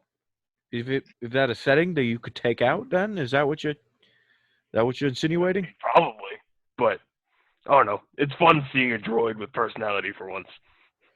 I think they're all scum. Anyone's with sort of sense, that is. You know, most people will probably say that about clones as well. And I'm gonna take off my belt and kind of like lay it on the bunk. Man, everybody is looking to get shot today. As I'm just like unpacking my stuff on the bed, shoot me and you'll have a pilot. Yeah, you're too valuable. Speaking of, you're not a Republic individual, are you? You're not a fan, or? I mean, they were my first choice. I was hoping to just kind of stay out of everything, but I guess if I'm here, it's whatever. Why is that? To stay out of everything. Why'd you do that, or decide you wanted to do that? Well, back when I was younger, I was always hoping to fly and stuff like that. And after being in school and getting kicked out due to the Republic thinking I'm too dangerous. I've just never been keen on joining anyone, really. Well, I think maybe that perhaps you should dedicate your piloting services to the Republic, even if this group ever dissolves in any way. I mean, the Separatists are just so objectively incorrect in their thinking. I was hoping that you would be on our side. The fact you take the middle ground upsets me as well. Well, what is their thinking? I've kind of tried to stay out of everything. The Separatists? Yeah. No, under All I their know is that control. they mass-produce droids. Yes, they produce droids to do their bidding. The whole galaxy falls apart under their rule. They would rule with an iron fist and turn this into some kind of empire, and that is not what the Republic is. It is a democracy. You see, everyone has a fair say under Palpatine. He's a good Supreme Chancellor. I mean, it kind of seems like they're the same. One governing body, mass-producing armies. Are you comparing me to a droid, Hut? Yes, quite literally. Born and bred for combat. Seems like that's all you ever talk about, so. It's my duty. I wouldn't expect a Hut to know anything about a duty or owing something to a greater cause. You're right. Seems that everyone in this shuttle is losing sight of our ultimate goal.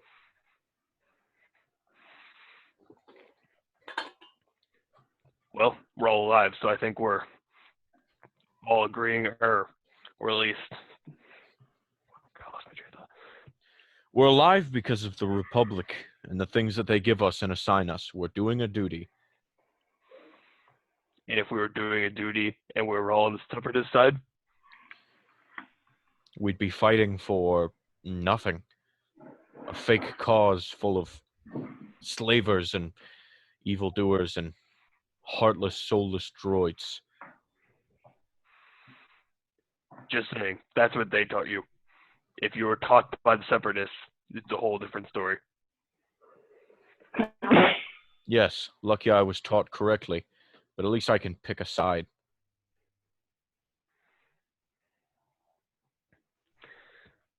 After this, after I kind of start putting stuff back on the bed, go and pick it up, put it back in my pocket, or on my belt. I think I'll stay in the cockpit. And I'm going to go back up to the cockpit and then start laying out my things as if I'm making this my This is my your bunk. chamber. This is my bunk, the cockpit. All right. You notice that at some point, Grant has come up into here. He was in the back when you left. As you arrive, he said, "Oh yes, sorry. I noticed on the security feed that you left the cockpit. I thought somebody should stay up here just to keep an eye on things. If you don't mind, I can leave. I can stay. It's up to you, really." Oh, it's fine. I don't know. Just was looking for somewhere to take a nap. All right.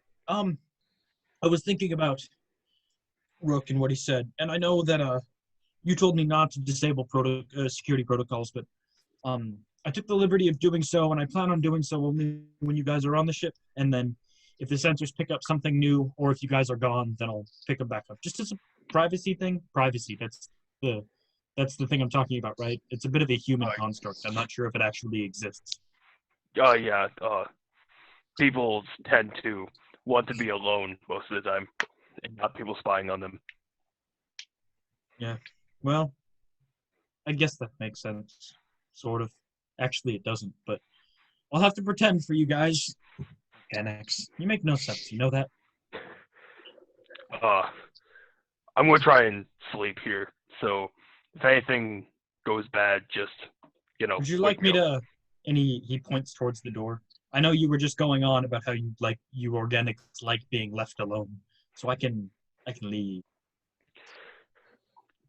I think I'd rather have you here because we need someone watching the flight navigations. Sounds good. And he walks over to that little alcove thingy and he And just kind of like over in the corner, just kind of like not lay down, but just kind of like make myself comfortable and just kind of stare out at the stars streaking by. the stars are not streaking by. When you're in hyperspace, it looks like a big blue and black like kaleidoscope tube thingy. The stars only streak when you enter an however, same concept. It still looks really cool. And I Yeah. would love nothing more than to take a nap in the cockpit of a ship in hyperspace. God, that would be so cool. And like so relaxing, you know? Oh, Because it's not like Anyway. a car that or like shit that like bounces. It's yeah, just just a subtle and the Except giant also like oscillator. staring at it. If Yeah. you get really nauseous. fair. That is also a I possibility. mean, if like I don't that sort of thing doesn't nauseate me.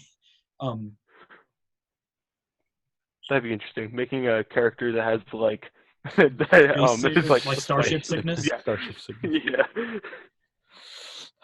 All right, I pissed people off enough for one day, so I'm gonna abstain the rest of my time to sleeping. All right, everybody goes to sleep. The Galactic Standard Time. This would be night. And so you guys all crash and wake up around the next day, 8 standard hours later. Dabar, you notice that Grant has not moved, presumably at all. He is standing exactly as he was when you left him, and you wake up to the comforting sight of the comforting and surreal sight of not just hyperspace, but the gratification of feeling hyperspace in your ship. Nice. Oh, Grant. Any abnormalities during my slumber? Abnormalities? Do you mean anomalies or abnormalities? Did anything happen when I was sleeping? We traveled approximately 72.81 parsecs, and fuel supplies were depleted by 0.6%. So this thing has a pretty decent tank then. Yes. The mileage is excellent. I don't know why you would measure space in miles, but mileage is excellent. Well, because parasect. Paraseconds. Parsecage? Yeah, that thing. Gas economy. I'll just say that. Fuel economy is excellent. With that, I'm just gonna go inch back out into like the common area. Mhm. I see what people are doing. Well, as soon Everybody's sort of just waking up and getting out and about. hmm when I wake up, I want to sort of get out and go over to Dabar and say, "Hey, Grant said he could cook, right?" Oh, I mean, Cooking and think- cleaning were both things that he mentioned when he listed his duties. And Thrakmeel's I- gonna sort of rub his large stomach. I'll go ask. And then awkwardly, as I just like left him to his own, I'm gonna kind of inch back in, not like completely, but just kind of like open it up and kind of like peek over to Poke where your he was head in? standing. Yeah. Oh, yes, Oh. Captain Dabar. You need something? You said that you could cook, right? Cook, clean, maintain, yes. Do you have the means of cooking on board?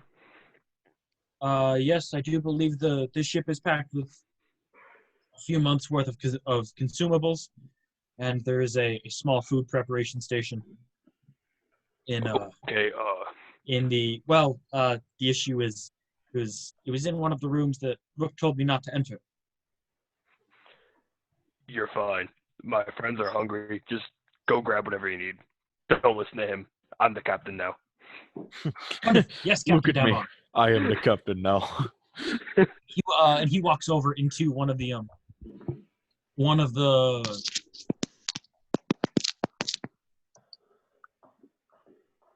bunk room thingies. I forgot what they were called. Cabins. There you go. Into one of the crew cabins. It's not the one that 52 is in. It is the one that I think Thrackmule and Lou mentioned that they were going into this one. But anyway, he goes into that one.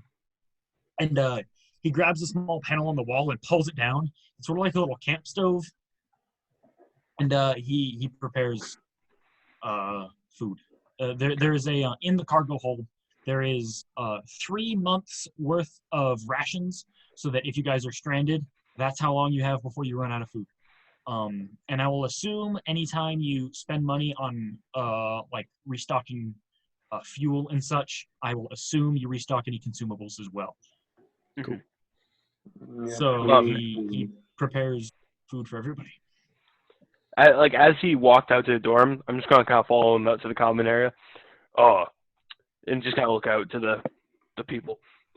He went to go prepare food. I believe that was in your guys' room. I'm gonna like nod at the 2 forces. Luke. Of course. Oh, I didn't know that. Interesting. Yeah, that was my bad. I forgot to mention it when I was describing the.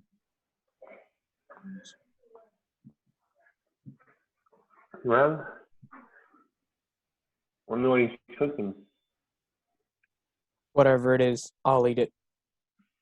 It's probably fairly Yeah. basic. So does Crow still have that streak on his arm from the lightsaber? Yes. Unless Crow, did you want to wash it off? It's like a small burn mark. It didn't damage the armor. It just sort of scorched it, so you could get it off pretty easily if you wanted to. I would have wiped it off, but I'll leave it on, so Okay. I'll wipe it off later. I'm gonna go over to Crow and be like, "You were doing fairly well. How did this happen?" Is Rook in the common area? No, until dinner. I'm in my dorm. He's brute. You're gonna stay in there all day. I mean, I didn't really have much else to do, so yeah. This is breakfast he's making, not dinner. I made a mistake letting Rook play with it. Oh, Thrackmule, you flash back briefly to your early days as a youngling training in the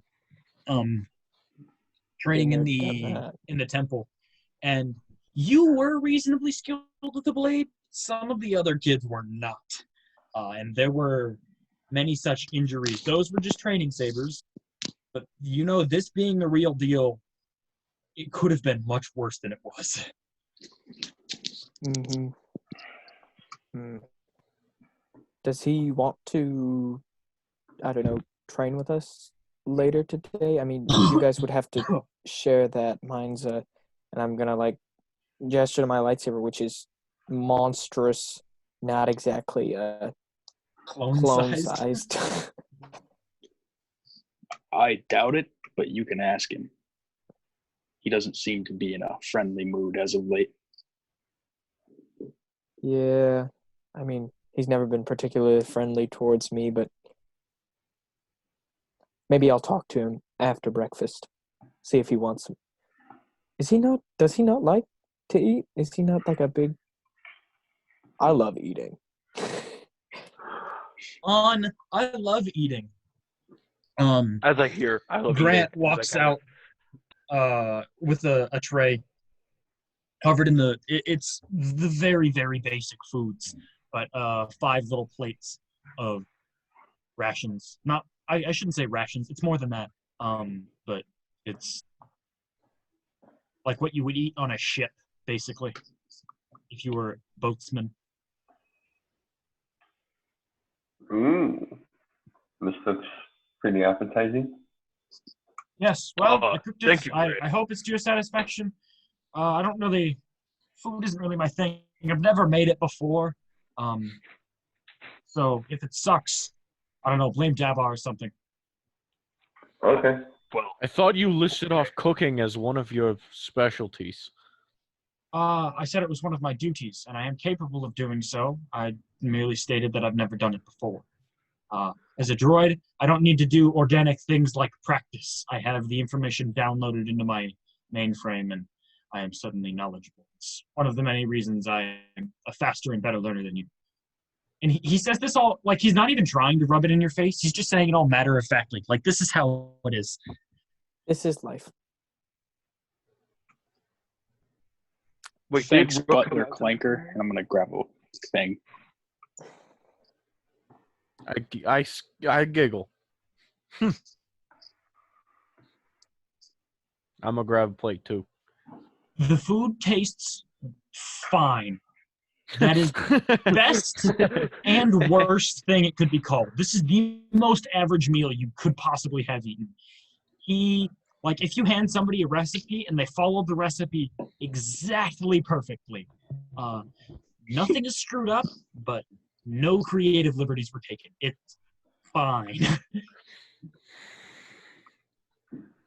However, it serves its purpose, and it is carbs and calories, so you are well fed. I would like to, as we all kind of sit around scattered in the common room, take the helmet off. So what's the plans for today? Actually, I was meaning to speak to you about that. Crow here mentioned that you showed some interest in his lightsaber, and I was wondering if you wanted to come and spar with him and I. You two would have to share the lightsaber. It's better suited to your hands. Mine's a little obtuse. Interested is not quite the route I would consider. I think any man with a couple of hands could effectively use one of those things. Yeah, that's why Crow has that scorch mark on his arm. Exactly. Nearly killed me. I almost accidentally killed him. Imagine if I had intent. And Thrakneel's just okay. I'm gonna eat. I'll take that as a no then. I'm just Look. saying, big boy, if it was you versus me, I know where my odds would be. You want to get in the light? Would you like to go for a spar? Oh, he would love to. Unfortunately, I can't shoot you non-lethally, so... Oh no, I meant with a Blaster's lightsaber. a stun setting. What do you say? Would you like to be stunned over and over again? Bring back some old memories from Corellia? No, actually, I was referring to borrowing a lightsaber, and we spar in the cargo hold. You I said hate it's to be easy. an emperor on things, but You did say it was easy, but I mean, you might accidentally hit the wall, and then we'd all be fucked. Chris. Of course. as I hear hit the wall, Two things. A, lightsabers, you can lower the power settings so they're non-lethal. That's totally an option. And if that happens, they would not be able to cut through walls. B, you also know that the starship's walls are thick enough that a glancing blow from a lightsaber would not do it, like, at all. But could I Qui-Gon Jinn the walls?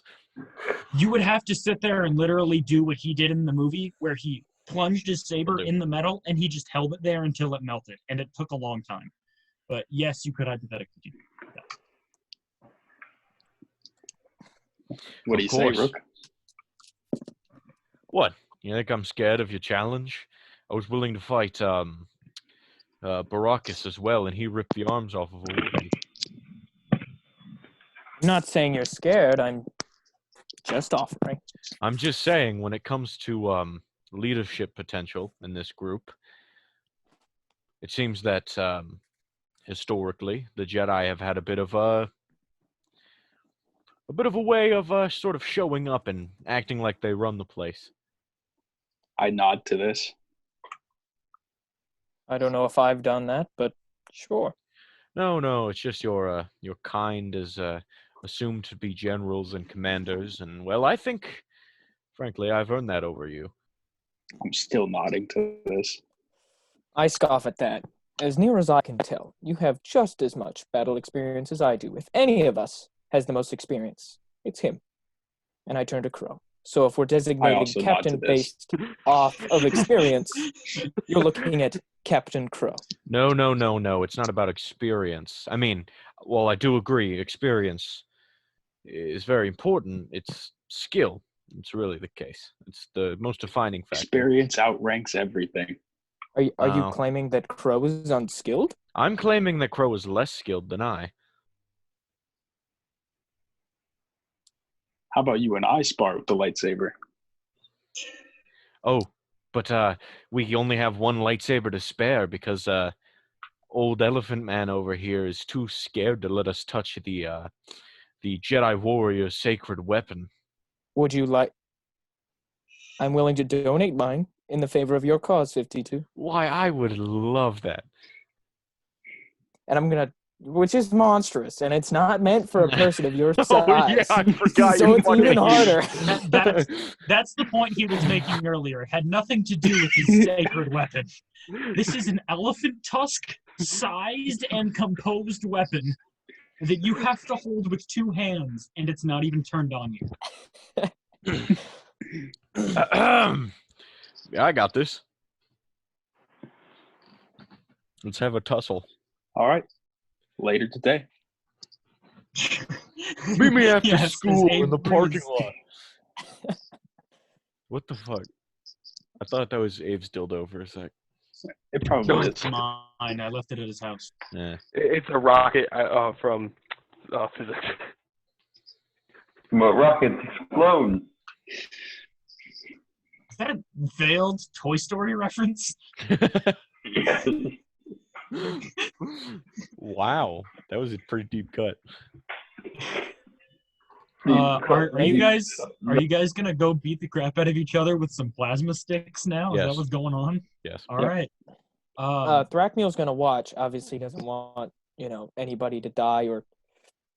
Jabbar is so curious. I have So- to watch what you fail at this. None of you guys will get watching. proficiency. However, in this specific context, Crow, you will get a +1 aptitude bonus, and Garrick, you will get a -3 size or equipment bonus because this thing is huge. So that's how this is going to work. I have Do to. I also take a -4 find because I'm that- not proficient with the weapon? Yes, but he also takes that -4. Dope. So I have a because he's negative also not proficient. 7. But I have a +6 Yep. for melee. No, wait, that's...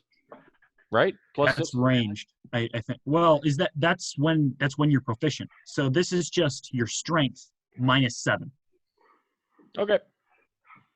I am not a strunk boy. I am. But it's still probably worse than yours. Night. Yeah. All right, one sec. I gotta find the book that talks about lightsaber duels. As we're kind of walking, okay, just while you're doing this, as you're all walking to the cargo bay to spar, I'm gonna kind of, since I can't stand side by side with Rackmule, just behind him. Well, if anyone here is going to be captain, it's me when we're aboard this ship. I kind of call like- you like- pilot. Captain, if I'm feeling generous. I mean, go ask Grant. Thrackmule, I was just gonna say Thrackmule, as he says that, Grant leans in to Dabar and he says, "For all it's worth, I consider you captain." Thank you, That's a Grant. little important, and whatever. I'm here to watch I know them I'm in the spar. right book this time because last time I was looking for this, I was looking in the wrong book.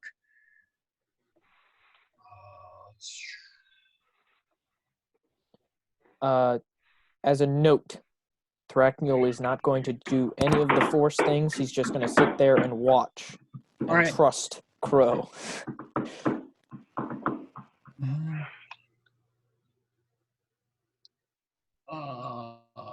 Okay. In addition to the penalties you guys are already taking, Oh boy. If you would like to make these non-lethal, you will also take a -4 penalty so that you don't kill each other, How about I and just cut his damage head is off? halved. All right, so are we all good on that? Even a critical hit is half damage. Sorry, a Everything is minus half damage. what penalty for non-lethal? 4. So okay, so -8 on these attacks is what I'm rolling right now.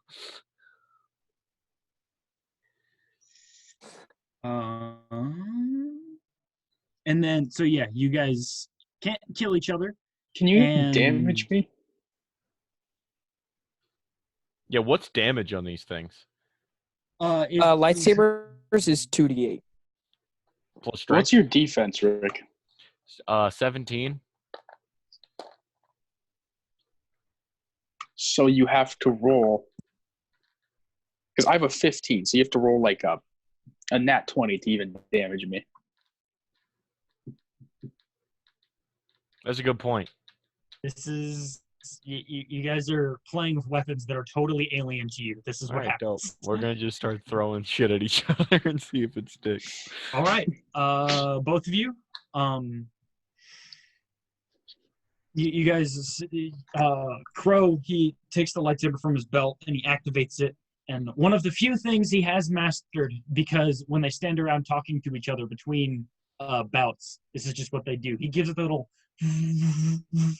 because that's the one thing he can execute perfectly at this point. Besides that, it's just basics. And you, as you activate the saber, Rook, you. I'm gonna point it at him. You thought the gyroscopics on the last saber were rough. This is the same magnetic field problem, but the field is almost twice as big to account for the saber's size. Because as well as the larger hilt to accommodate his hands, to scale to his height, the blade is much longer. So it, and you hold it out at him, and it's so awkward. And you guys ready yourselves? Roll initiative. Well, this is one thing I am good at. 21. 22. Oh, the amount of times Tom has beat a contested roll by 1 kind of irritates me, not gonna lie. 17 plus 5, man. Crow, you as you guys are standing across from each other, you again with your rudimentary understanding, you're a little more comfortable pressing the offensive early, so you can go ahead and make your attacks before he makes his. Does a 4 do it? My bad. 5. No, I don't think so.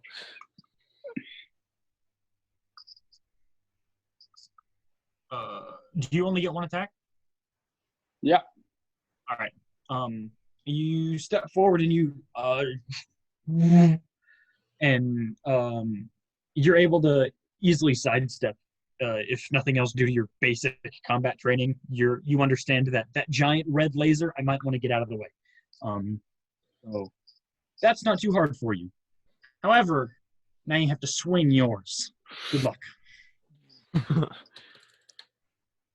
Oh my god. It is cocked between like an 8 and a natural 20. Oh, would have been so good. That's a 6 minus 8, -2. -2. And you bring this giant blade to bear up over your head. As you bring it down in a forward arc, again, the gyroscopics are insane, and it seems to pull itself down even further, and it glances off the floor, leaving a scorch mark on the floor of the cargo hold before bouncing back up, and you...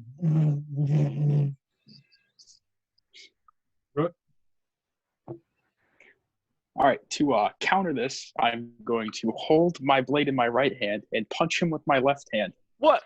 You can't do that. That's cheating. Okay, a 15 plus 2, 17. 17 that my hit? defense, yeah. I forgot the rule All right, for and what's armed the strikes. damage on unarmed attacks? A D3 plus strength. D3. So yeah, take a 2 damage. 2, or that's including your strength. Yeah, I have a -1 strength. Oh, Does that affect damage? Yes. That Yep, does 2. so. You, as he's sort of Are you guys wearing your helmets? Oh, for sure. Okay.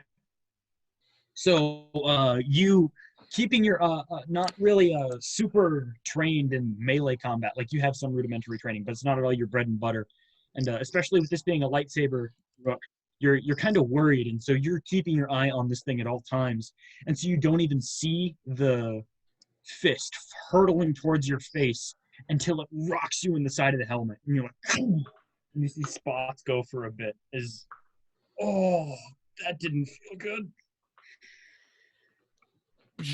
I shut the lightsaber off and I throw it and I go to punch him with my robot hand. I'm gonna pick up Alright, my so you're gonna- lightsaber and I'm gonna go try and get in between these two to break this up because this is not what should be happening. All right. Derek, make the attack. Natural 20. Thrackmule, are you for real? Thrackmule, make a reflex save as you try to jump in between them. Oh, reflex save.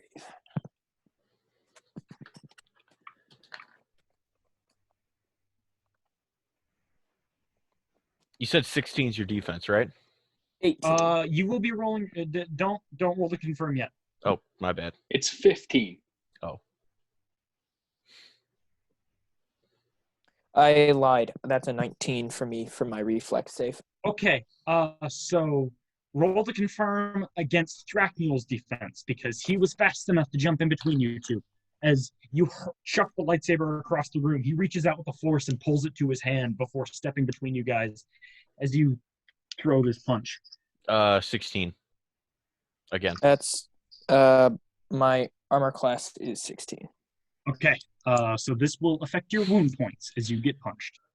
My B, Gerald. My B. I wasn't trying to punch you. But you wanted to. It's going to be 2 bludgeoning damage plus 3d8. Oh, this is with your blaster hand. Yeah. Oh, this isn't good. Yeah. Where the fuck is my d8? Okay, there we go. Oh, Jesus. Okay, 5, 6, 7, 14. Yeah, 14. Wound points. Yeah. You Oh, and shit. you didn't expect Thrackmule to step forward, and it's her. You're going for a swing straight for Crow's head, and so when Thrackmule stepped between, leaning down slightly because he was like rushing forward, it connects with the side of his head, depressing the plunger on the blaster and discharging straight into his temple as it. And his eyes roll into the back of his head as he falls on the floor unconscious. You look down at him, your gun's still smoking. I quickly walk forward and you heal another on him. All right. I'll walk forward and like try and comfort directly. And Ooh. as we see him on the ground, I'm gonna look up at Rook, and this is why you're not captain. We can have someone with a 28. Ooh, 1d6 2. I didn't mean. I'm gonna look at Crow. I'm gonna Max just wound point. not even meet his eye line, shake my head, and rush over to my bag and retrieve my surgery equipment. You fucking lodge some shit in my temple. He punched me first. This is Lodging bullshit. him. No, don't worry. Don't worry. He didn't It's okay. lodge anything in your temple. He fired a blast of God. hot plasma strong enough to burn through the metal hulls of droid plating straight into the side of you. This is the Star Wars I've been equivalent of what happened to Orland. lobotomized. You just got Orland. Oh no. Gerald, you get 8 wound points back. And with those wound points, you've blacked out, and like you were gone, total darkness, and you don't even remember contact. You just remember the sudden the sudden rush of adrenaline as okay, this is escalating. I need to stop it, and that's the last thing you remember before everything goes dark. And so you're almost confused when you wake up with Kathu's warm hand on the side of your head, and you just feel immense throbbing pain, but also a slight warm, pleasant sensation as some of the internal damage. The blaster fire didn't penetrate your skull, but it was like getting punched in the side of the head by Mike Tyson. Like your brain got totally sloshed around, and you are definitely concussed as your eyes blink. Still, the white sparkling stars fade from your vision, and you see Kathu's blurred form as his hand is on the side of your head, chanting quietly to himself as he channels the life energy of the Force into your unconscious body, bringing a semblance of life. Hey, Frank, you all right, bud? Well, this is certainly a way to start the morning. Well, that's really saying it. I'll get back to you as soon as I get the ringing to stop.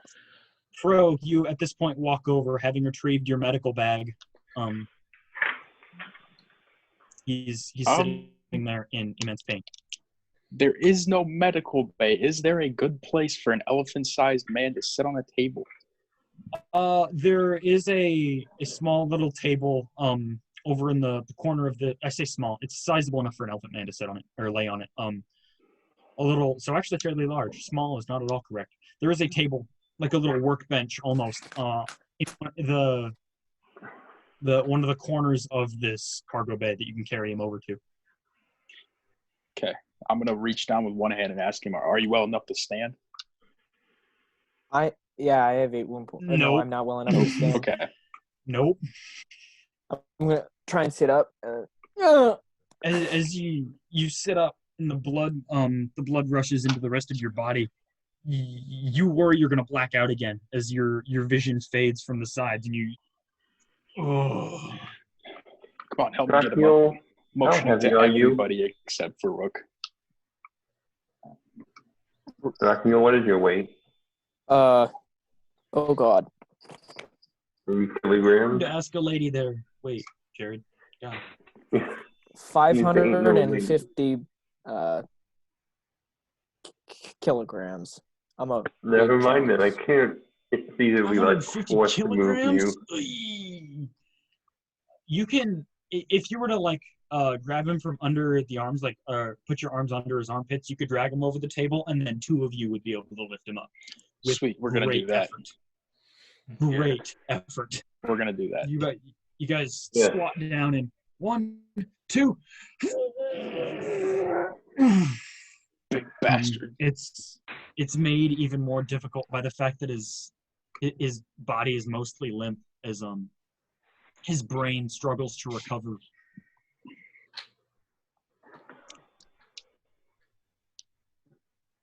All right, as soon as we get him there, I'm going to start working. All right. Surgery. Do you have to make a check for surgery, or is that just time? Yes, to see how many wound points he can get back. Or yeah.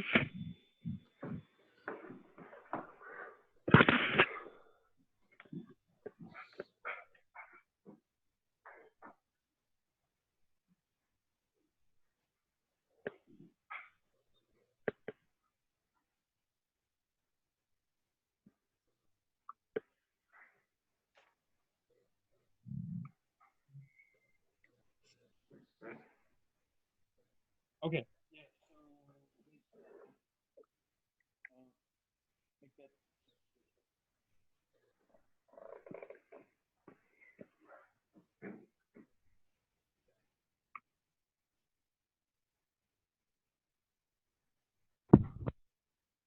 I'll be right back, guys. What'd you say? Did you make the treat injury check? Oh boy. Got a 24, which he'd get the 4 wound points from that, I believe. Okay, cool. So I'm back to full. It takes, I believe, an hour per wound point. And due to the severity of this injury and like the type of injury, it being like an internal head injury, I'm gonna say at least for now, you can only get 2 of those 4 back. So you will continue to be 2 short until like the only thing that can really help this really well is rest. And so because of that, since you are below your maximum wound points, your strength and dexterity are both lowered by 2 until since like you can't really treat a concussion all the way, you can only like do so much. However, this concussion is so bad, you take your surgery tools and there's like a syringe thingy, and you put it into like under the skin of his skull, and you start draining fluid as this syringe fills with like a viscous yellow liquid, as his brain seems to have swelled to the due to the intense trauma directly to the side of his head with a gunshot going into his temple. I still could. Not be going in and out of the doors a whole bunch. And that takes 4 hours. So and it will be another few days before you can get back up to your full wound points. I hate to be a damper on your actions have consequences, but it's been an hour I can force skip them again. All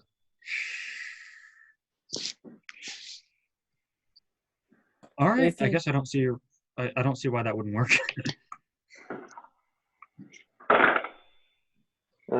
So 15, which means he gets no wound points. All right. I can only use like the You 3 points. you surmise that due to the severity of this injury, you two think that both your mystical knowledge as well as Crow's medical, you think that time is the only thing that can heal this.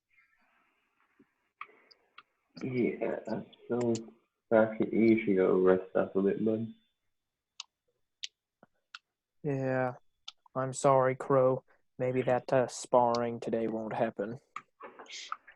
I'll practice some sequences by myself. That's good. That's good. Wish I could be a better teacher for you, but I'm afraid my own teacher was subpar at best. Don't worry about that now. Where's Rook? Where is Rook? Is he Yeah, still here? Rook? Thrackmeal asked that. Where is Rook? I don't know. The GM also asks that. Where are you, Rook? I don't want to be on this ship anymore. I'm just in my bunk Okay. room. I don't know.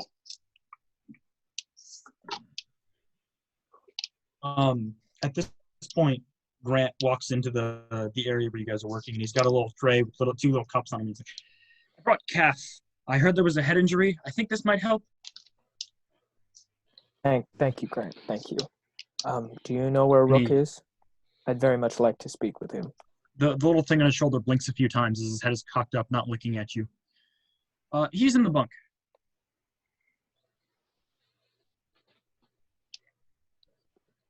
And how much mobility do I have? After you've been resting for a few hours, those wound points being gone, you do still have the fatigue. What's the word? Like Condition. Yes, condition. So your scores are lower, but you can still like operate. It's like when you like in real life when you have a pretty bad concussion. You can still operate, but you don't want to. Like it's existing is not an enjoyable experience, and the more you do, the worse it feels. So basically, like my everyday life.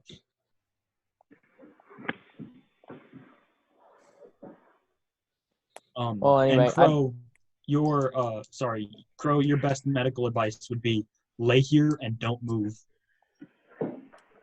I can help you to a bunk, but other than that, don't move. Yes, I'd like to talk to Rook. No, not now. His eyes are just like rolling around. No.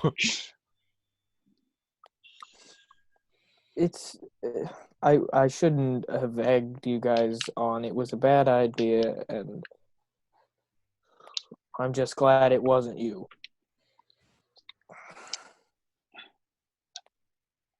As your medic, I am giving you an order to follow. I can do that. What was that? Rook, you do the little thing where you like flash the light in his eye to see if his pupil dilates. Thrak, when he does this, you just feel pain, so much pain. The bright light's not fun, and slightly worrisome is his eyes don't really contract like they're supposed to. Something's definitely gotten a little too sloshed around on the inside. He definitely needs to lay down. Do you want to stay here? Or do you want to go to a bunk?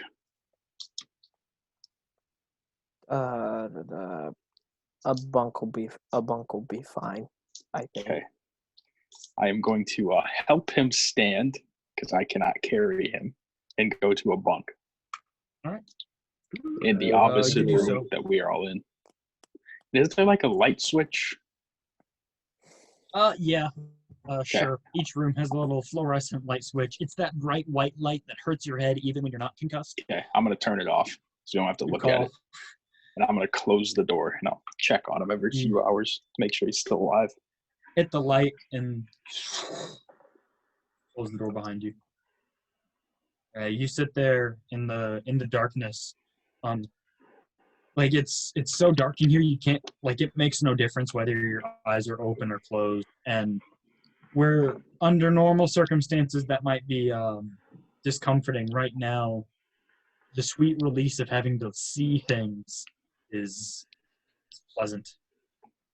Yes, and so once I'm in here, I'm going to use my force ability, Heal Self, because I figured that would probably come in handy someday. I have ranks in that, yes, but I'm not like I'm just saying like that's what Thrakmeel's gonna do. Flavor like he's Okay. Like just calling the force to help himself heal, but I don't actually need to I don't actually really want to It acts as an do ability anesthetic stuff more than anything else. It dulls the pain just long enough for you to fall asleep.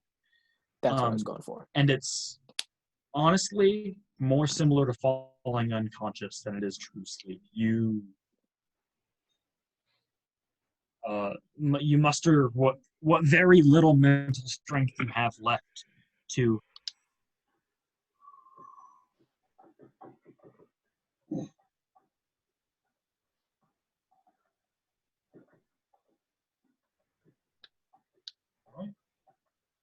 does anybody else have anything they want to do for the rest of day 2 of 7?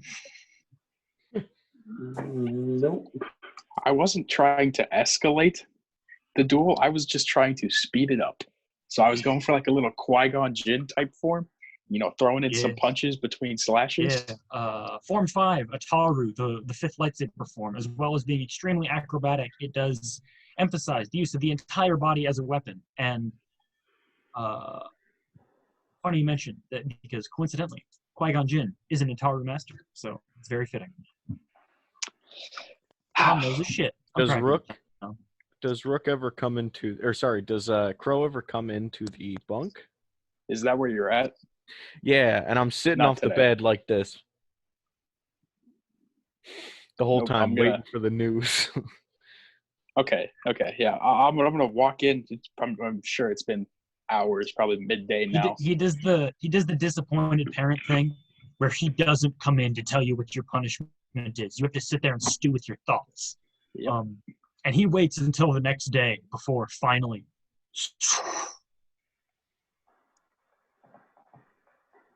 He's How is alive. he?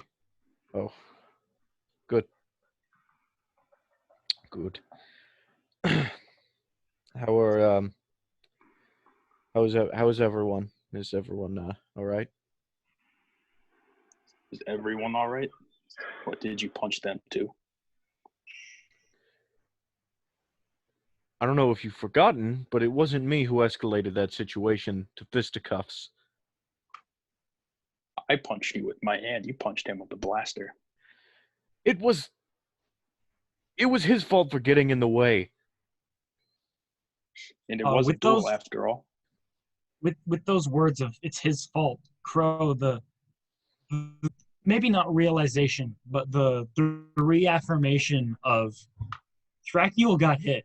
but that punch was meant for me. Suddenly hits you as you're sitting in this room talking to this man. What were you gonna do? Kill me? I wasn't planning on killing anybody. You've been shot before. You can take it. I've been shot before, so you're gonna shoot me because you were upset. I wasn't up. You challenged my authority, all right? I was just showing you all what a real clone is like. What authority do you have? I have, like I said, the most skill out of anyone on this ship. The most skill? The most Yes. killing power, maybe. Maybe. But isn't that what we're here for? We're clones. We're meant to fight a war, or unless you've forgotten, buddying it up with droids and you've lost sight of what you should really be, clone. If you want to lead people, this is not the way to do it. And with that, I'm gonna walk out and close the door. I'm gonna throw my helmet at the wall. You sitting there holding your helmet, you stare at it for just a moment before throwing it, and it lands and rolls facing towards you, and you notice that the visor has a single crack going down across. Immediately. Yet No, shit. Fuck. leading yet another permanent mark of the events that have transpired today. As a note, just remember, guys, we watched a guy kill himself. just a reminder. Couple days ago, guy shot himself in the head. The next day, some guy ripped a Wookiee's arms off. The next day, shot some dude in the head. There were a few days in between for travel time. Oh, okay. All right. I'm gonna spend my time trying to practice some sequences by myself. All right, make a intelligence check. As a note, the DC for this one will be considerably higher than it normally is when you are learning. Well, I'm assuming that a 6 doesn't do it then.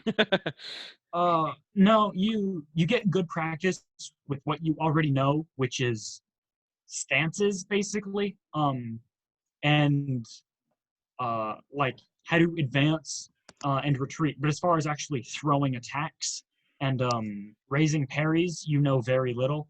And even if you did know what you're doing, sitting there swinging a sword at nothing only does so much. And after about an hour, even you come to the realization of, I'm probably wasting my time.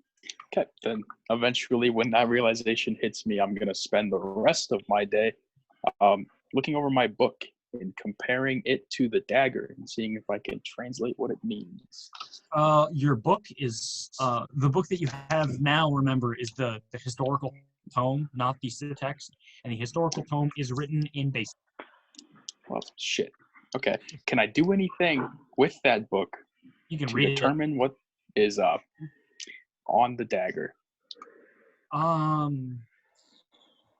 The book does make mention several times of various Sith rituals that include the use of ceremonial weapons, daggers, swords, spears.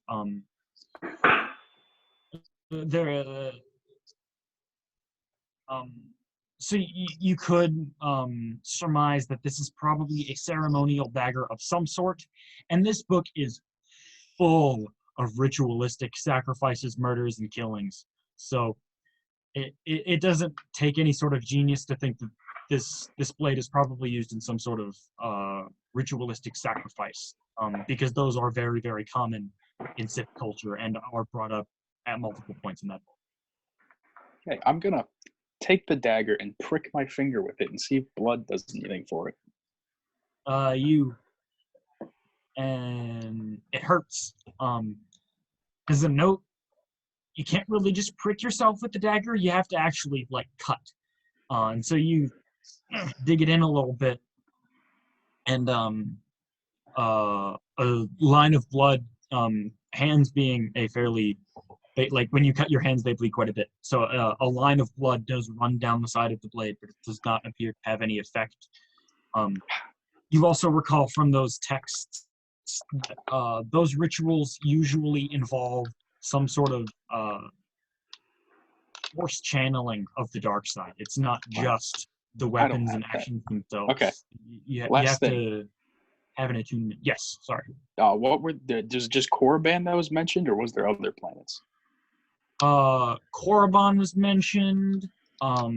The planet, the system of Yavin, specifically one of its moons, Yavin 4, was also mentioned as being home to many Masasi temples. Masasi, you learned in those books, are sort of Sith aberration slaves, and the planet of, I'm trying to think what it is that was involved in the Great Hyperspace War with Exar Kun.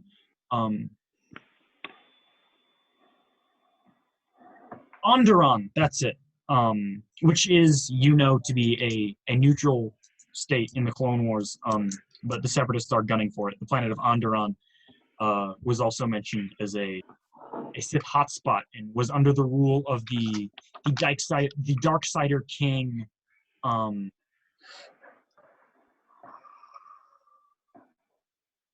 Sorry, this is all from memory.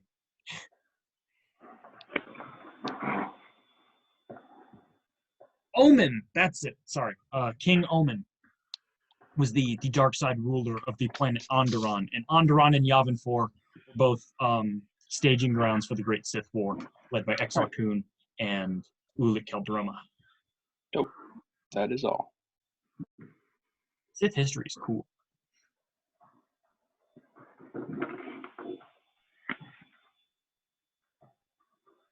Does anybody else have anything they wish to? Meditating, obviously meditating. As you meditate, you open yourself up into the flow of the Force, Kathu. You've heard tell of Force users, specifically Jedi, receiving visions, but you've never had one yourself. But this time, you think you might. Not sure if it's simply you reminiscing extremely vividly, or if it is in fact a vision showing you the past. But you do see. You mentally recount the events that transpired that got you into trouble with the Republic, as you're healing a man who you later learned was allied with the Separatists, and you reflect on those thoughts, but not really of your own accord. You seem to, although those thoughts are your own, you seem to have been guided to them by the will of the Force. Well, that was weird. But I go back to meditating. Nothing else really of specific note happens. Thrakmul, you lie for hour after hour in agony as your head is, the pain is indescribable, as it feels like somebody is slowly, like there's a balloon inside your brain cavity, and it's slowly getting more and more and more air in it as pressure seems to just build. Despite the fact that head. Yeah, so there is a lot of room for fluid to build, and it's still pushing the limits. Despite the fact that Crow earlier drained fluid, the pain is unrelenting. And suddenly, after hours and hours, your eyes do slowly adjust to the darkness until even the very thin line of light from underneath the door seems blinding, and it just causes pain. Your existence now is just pain.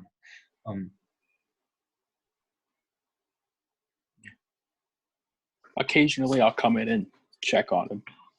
All right. Make sure that he's alive.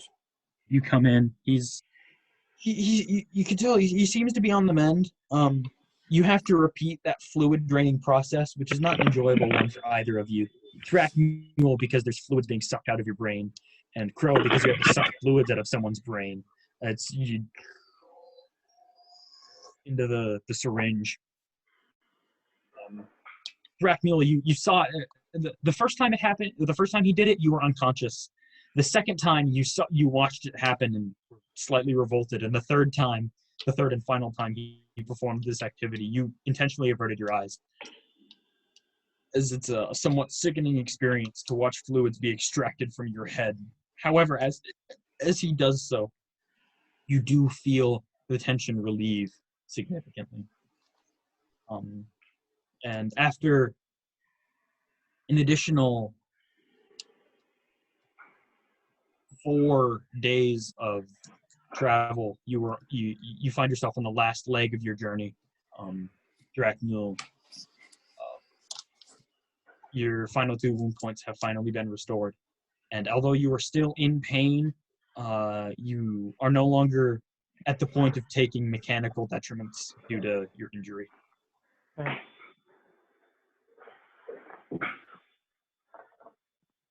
One of the times that Crow comes in to drain fluid, I'm going to say, I hope you feel lucky that it's me and not you, because this sucks. Major bantha dong. I imagine.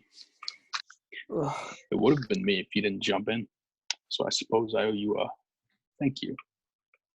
Yeah, no problem. Shouldn't have egged you guys on to fight in the first place, but Rook needs to do that to the droids that we face. That'll clear out some B1s for surezies. Oh, please stop. Put your shirt down, Nathaniel. But Gracie's here. Just let's not. Maybe. There, he's pointed. There, see Gracie? See it? She's weirded out. She gave us the. I didn't really have time to say it before you time skipped, but every night when I went to bed, I did a little bit of force healing on Thraxmule just to alleviate some pain.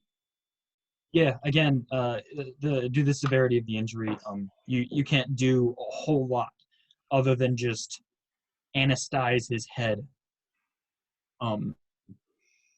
However, on this last day of the journey, you're sitting there after the third and final draining of the fluids. Rook is wrapping a bandage around your head, and you finally feel able to stand up and walk.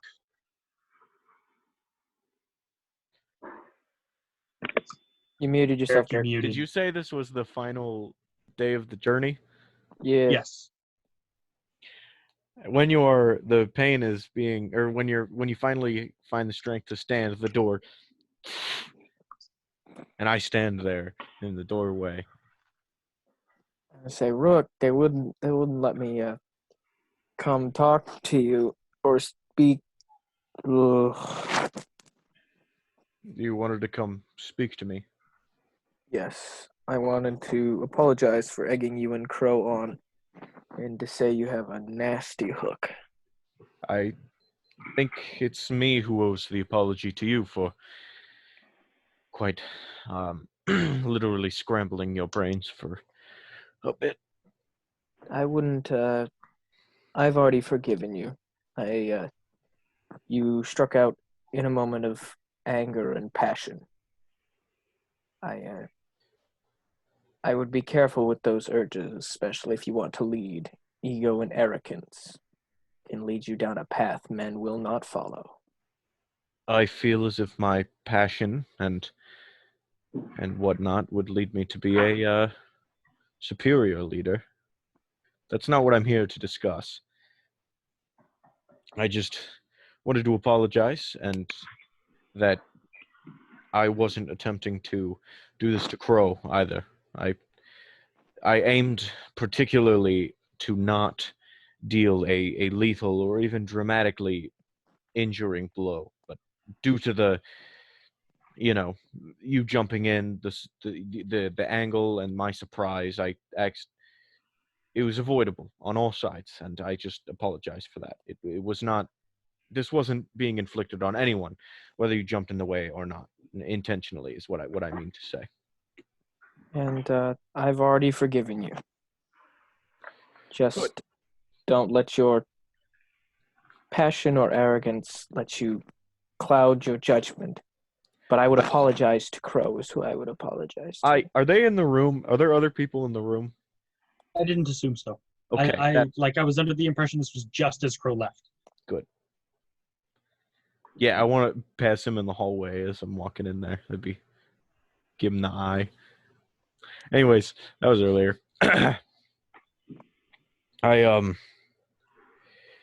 I just feel a bit out of place these days. You see, Crows used to have a problem with you Force wielders, especially the Jedi. But now he's all lightsaber happy, and while I don't necessarily have a problem with you Jedi, I think that the leadership should be given to those properly trained. And like you said, you're trained at being peacekeepers, but not being generals. So my point being is, I feel a bit alone here, and my decisions I've had to make are a bit rough, and we had to make that deal with Nemro and Delos, and Kane wasn't a bad guy, and hell, even Tippin, he was against us from the beginning. So I suppose my whole perception of the world has been changed since I started this journey. It's confusing. And I guess I wanted to show that I was adequate to fit even in this confusing time, and that led me to do something stupid. And I guess I'm just offering you an explanation as to how I feel. And Rook, that's more than okay. I'd be lying if I didn't say I feel inadequate, and I've had my own struggles with those. My master refused to take me to the war front because he saw me as inadequate. Yes, all I want to do is get to the war front as well. Well, figuratively, if being in the war front is staying on this ship and doing sabotage missions against the Separatists, well, I'm certainly fine with that as well. Yes, the Republic has need of us, but just be careful, Rook, and never doubt that you're not important. I owe my life to you. Every time we enter a hostile room, don't have to worry about staying alive for very long. I mean, think about it. That was an accident I did to you. Think about if I wanted to kill you on purpose. That's the second time this trip you've used The that second excuse. time this trip that has happened. I try not to think about you wanting to kill me on purpose. I don't think we ever have to worry about that. And I walk out of the room. The closest thing to a compliment you have heard from this clone yet. I hope I never have or want to have to kill you on purpose. I actually want to talk to Crow about some stuff. To whom? Crow. Crow's in the bunk. His bunk, not your bunk, I assume. My bunk, Oh. not yet. Hey, Crow. Lou? He is a good wolf with that surgery stuff. I don't know not much about him, but my dad was a surgeon. He's a surgeon. That right? Yeah. One on Thelma. Was he trained from birth like me? I don't think so. Yeah, figured not. At least he wanted to. Your dad ain't shit. I was made for this. Yeah, that was a big old flex.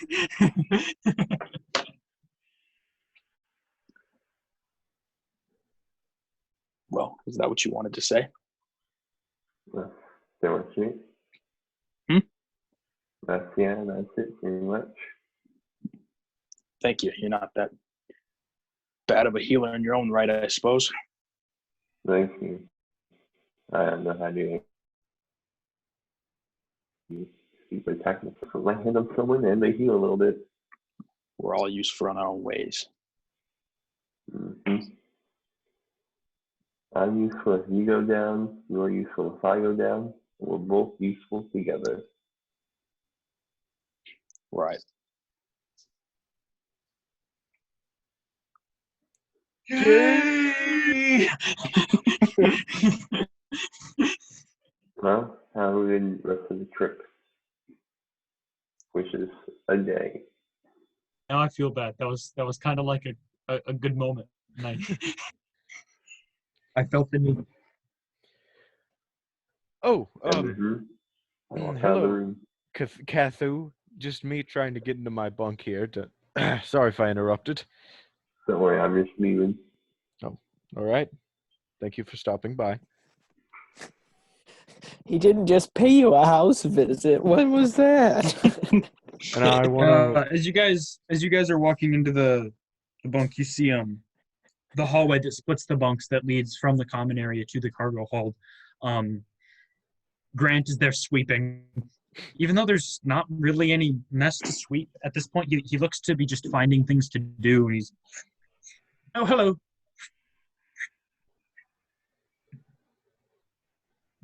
You don't even know where he got the broom. You guys searched the ship. That was and never literally found my one. question. I was like, didn't two people search the ship? Where the fuck? There was no broom. That was literally about He also made coffee earlier. Not sure how that happened. I doubt this has any meaning, but I eat differently than everyone else here. Do you like with your tentacles? No, I like eat air particles. Oh, I Like forgot. a You're whale. you're like a bottom feeder, but Yeah. like not underwater. But you're Yeah. a filter feeder? I also Filter feeder. drink, That's what I meant. Thank you. I also drink fruit and vegetable juice. My point I'm being is, I'm gonna go ahead and say you can eat regular food,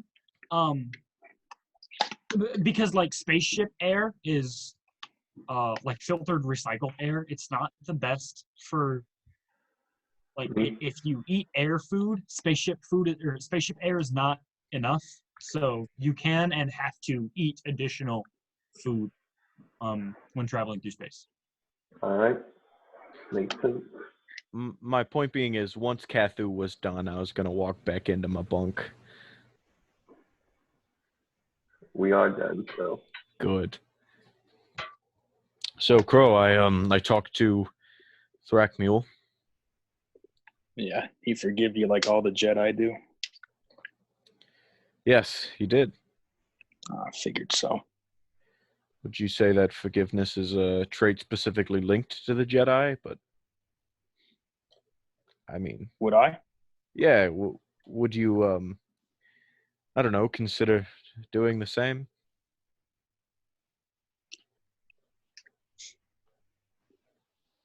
What do I have to forgive you for? Well, I suppose you thought I was going to kill you. And I would like you to know that the location of that punch, it was very specific. It was a glancing blow, I assure you. You vividly recall the punch hurtling towards your face. I know exactly what I was doing.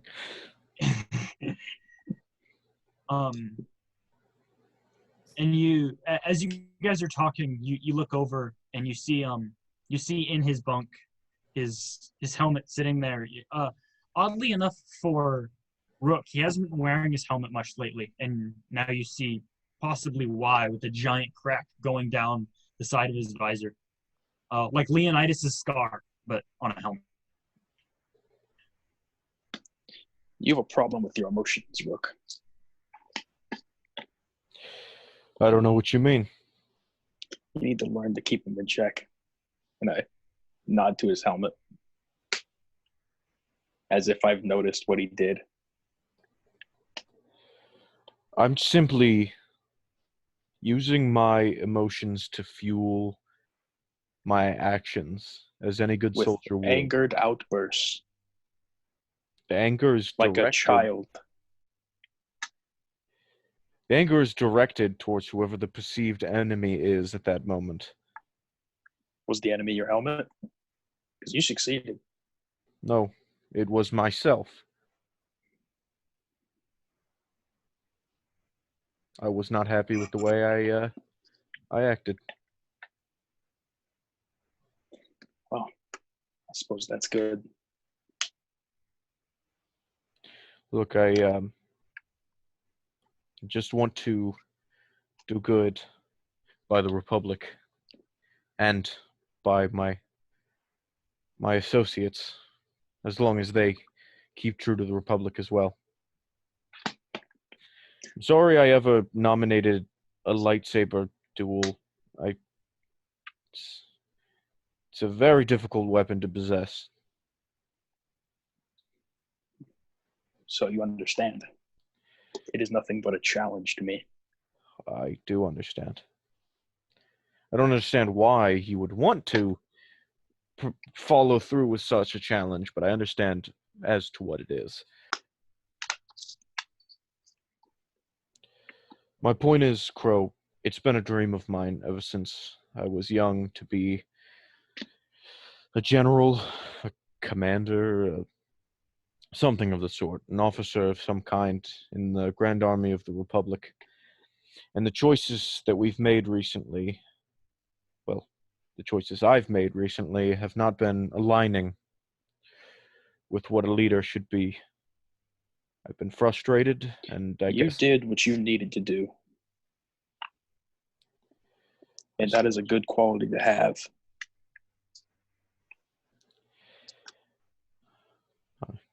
I appreciate that, but now I have yet another quality of a general to attain.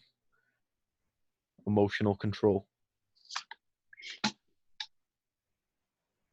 I have faith.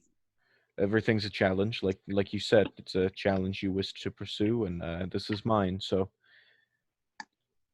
I don't know. I was just afraid that with all this training with your new instructor, you would forget about your old brother.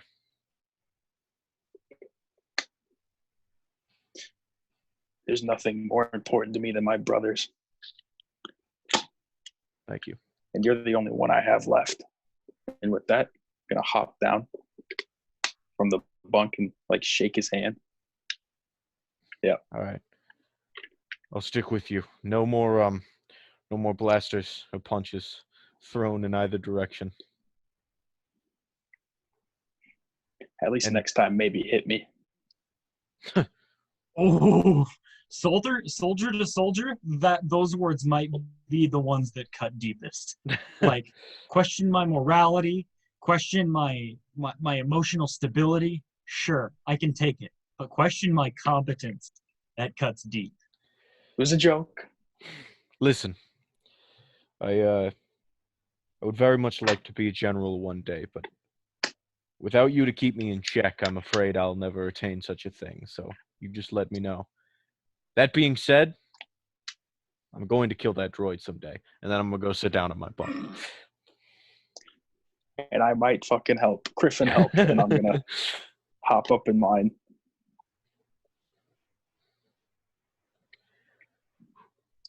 All right, you guys. A few more hours pass before Dabar, as you sitting there at the console in the cockpit. Just you're by no means a Force adept or a Jedi or anything, but for you, this is the best meditation you could ask for. Just sitting here, watching hyperspace, and you almost breathe out a sigh of relief as the swirling blue and black gives way to streaking stars, which gives way to Coruscant as the ship lurches to a sudden stop. And you're, I did it. I jumped, and we didn't die. Is there like an intercom like on the front? Yes, there is quite specifically yes. an intercom. You got to make announcements. Click, Pleasure, Captain click the Speaker. button. Oh, well, good news. We did die. Bad news is we might soon because Coruscant's here. Just We threaten didn't us? die. You guys hear from the cargo hold Grant go, yay! I'm gonna kill him. we can kill him before we land, so he's wrong.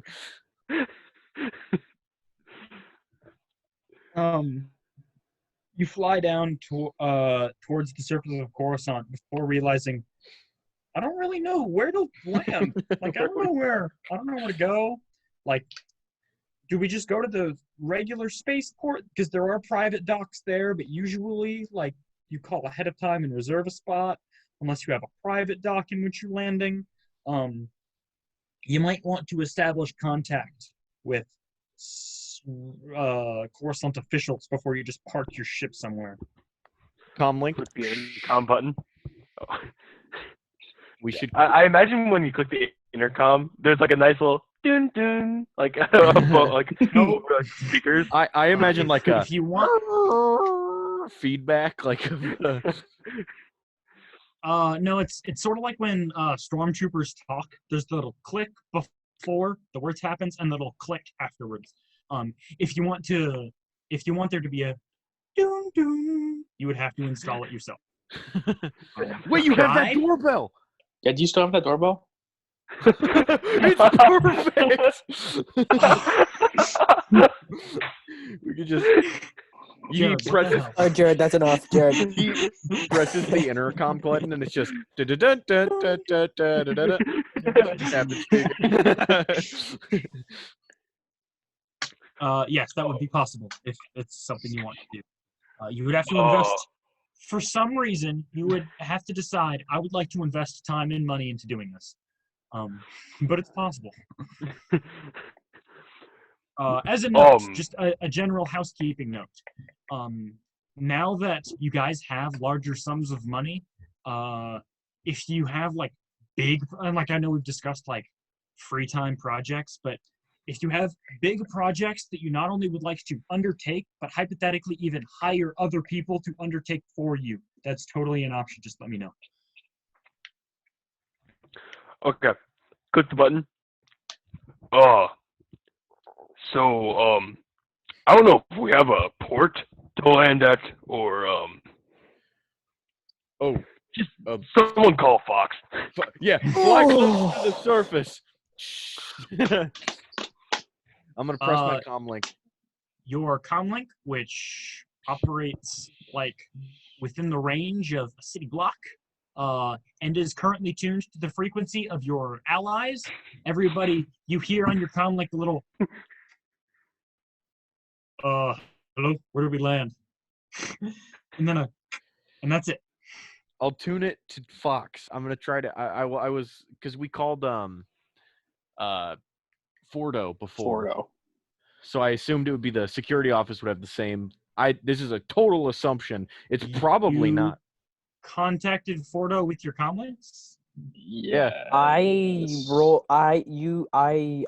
was talked about doing it, attempted to, and then realized you don't know what frequency he's on. You guys have called the cops before.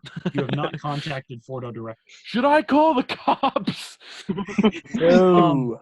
As a note, you would have to use your holo terminal, or at least the communication function. It might not use a hologram, but you would have to use your holo terminal, and you would know how to contact, like, basically it's like an air control tower. You would know, like, you would know how to contact them if you're looking for a place to land. Well, And I would like to do that. All right. I'll go hologram feature and all. Cool. You and there's a guy, he's sitting at a desk, and he's got one of those headsets on. He looks bored out of his mind. This dude hates his job, goes home every night and contemplates killing himself. God. Sorry, that was. Why is suicide so big in this? Nathaniel's going this- through some stuff right now. I don't want to talk about it. No, I'm great. Uh, School got over, so I have nothing to worry about right now. I'll go. CT 7652. Reporting permission. Who? CT 7652. We're under special jurisdiction from Commander Fox, formerly Commander Fordo. Are you guys military? What are you? Yes. Oh, Sir, yes, okay. sir. I mean, it's been a while. That's not necessarily necessary. My name is Kevin. Right, sir. Thank you, Kevin. Where would you like us to land, Kevin? We need a place to land, Kevin. We have Docking Bay 47 is currently not in use. 57? Docking Bay 47. 47. 40. I didn't hear him, Thragmule. I'm sorry. Oh, He no, cut I out was of- just repeating it. It's okay. Don't Right. worry about it, Rook. You're fine. Why are you listening to this? It'll hurt your head. You guys can station your craft there for a period of 3 hours or less. After that, you will have to pay rental fees. What is a rental fee, Kevin? I want to make 200. friends with Kevin. New goal. He's a part of this crew on this ship. I don't know how or why. We're going to make it happen. Goals. It's, 200 credits a night. Kevin, Yes. you don't seem very, very happy in your current position. Listen, there are other people trying to land. This is a very fast-paced job, as you can tell from my sense of urgency. So if we could please just handle business and then be on our way. Kevin, Yes. what do you make of this job? Oh, sir, if you're not going to land, then I'm going to cut the communication. Just feed. please answer this question for me, Kevin. Stay on the line for a bit longer. How much do you make at your current job? Make about 35,000 credits a year. 35,000 credits. What if I told you I could offer you something even more valuable than 35,000 credits, Kevin? Listen, man, I've got good dental. It's a good place. I don't feel like uprooting my life right now. If Kevin. this is, will you be landing in Docking Bay 47? Kevin, We will be landing could in offer Docking Bay you- 47. I could offer you free. Something about Kevin just really appeals to me. I think we could use him around this ship. Have you guys seen Megamind? Yes. Yes. You know Of course the I have. janitor that Megamind pretends to be? Yeah. That's Kevin. We need Kevin on this fucking ship, or this whole adventure is not worth it. You know how you mentioned like hiring people or downtime activities? Yeah. All of mine is talking to Kevin. Jesus Christ. Okay. He before he cut the feed, he transmitted the coordinates for which shipyard or not ship spaceport for you guys to land in and which dock. It was there. If you guys stay for longer than 3 hours, you will have to pay the 200 credits a night rental fee. Parking is not cheap in Coruscant. Makes sense. Kind of sucks.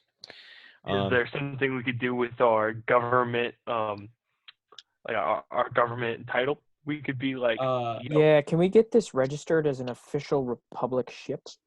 You would have to go find somebody to talk to about doing so.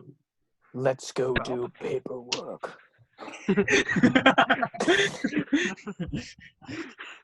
Let's go find a paralegal. Let's go do paperwork. Can we before we get off the ship as we're landing, I'm gonna go over to Grant. Grant, what would it take to get this comlink to be able to hook up to the ship so I could contact you, and then so that after 3 hours you can take off and leave, and sort of circle around and find somewhere else to park so we don't have to pay. Just fly in circles in this No. economy? You know how much fuel that would take? No, I fly in circles and you find somewhere else to park for like 3 hours or something. That way we can avoid. That's real dodgy. That's real dodgy. I know. Just I like it. 47. 82's open. Switch to 82 to You'd avoid probably have pain. to go to an entirely different and unaffiliated spaceport. Never mind then. And I'm gonna drop. Here's 200 credits if they come over and need money for parking. Okay. Would you still like me to link the comm links just so I can contact you in Yes. other situations? Yes. Do you have the frequency? And he walks over to the holo table. You just tell him the frequency? Yes, that. And then he presses a button, and you receive a transmission on your all of you guys, since you're all on the same frequency, receive a transmission on your communicators, and it's Grant saying, hello, testing, 1 2 1 2, testing, 1 2 1 2. Yep, it works, Grant. Sounds good. Wonderful, thank you. Grant out.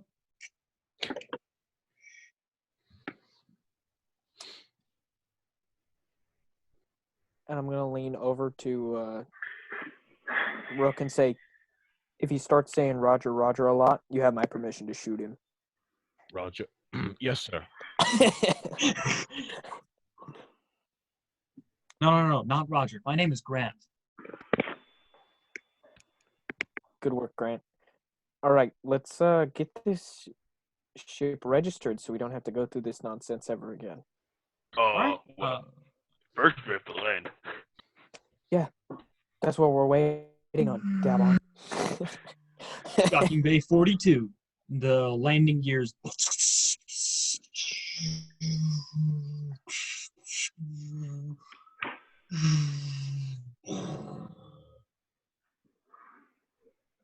Oh, no piloting check for landing? Okay. You need to. Anytime you make a skill check, it is because you are doing something that has high probability of and or extreme danger in for failure, and it has to be something that's not really routine. And landing is by far it's parking your car. You don't need exceptional skill, and there's not really anything left up to chance when you park your car. So, like, it's Waldo, this is okay spaceship when most landing people park their chair. cars. Well, it's also in Star Wars, so landing a spaceship Okay. and parking a car are basically the same thing. Like it's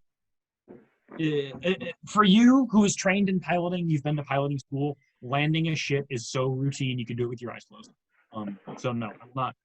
Like I said, when you guys got the ship, the only time I'll really make you guys make checks is when you're. Usually, it will just be in combat, or if you're flying and you want to perform a maneuver or something that is unusual or difficult.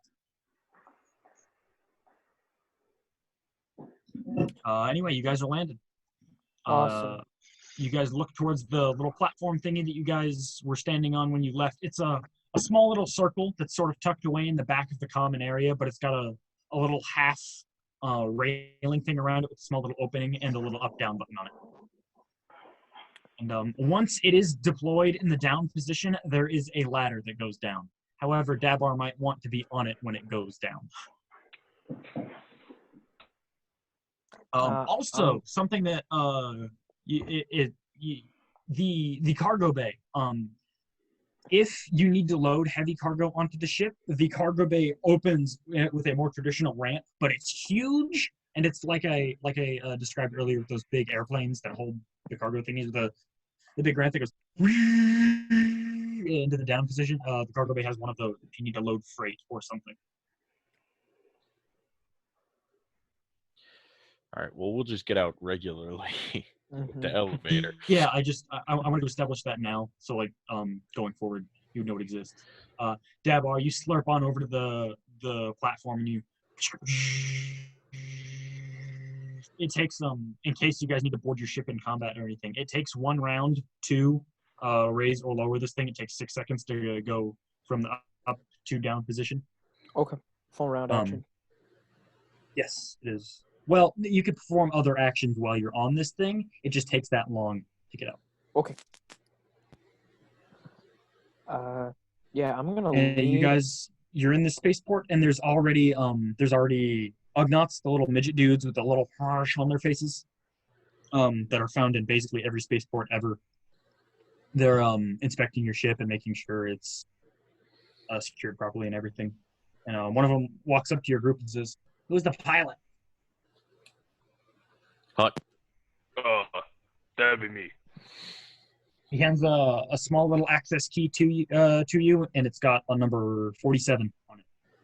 That'll get you through the door when you need to leave. And then he walks away. Thank you. That's kind of like put in a little pocket.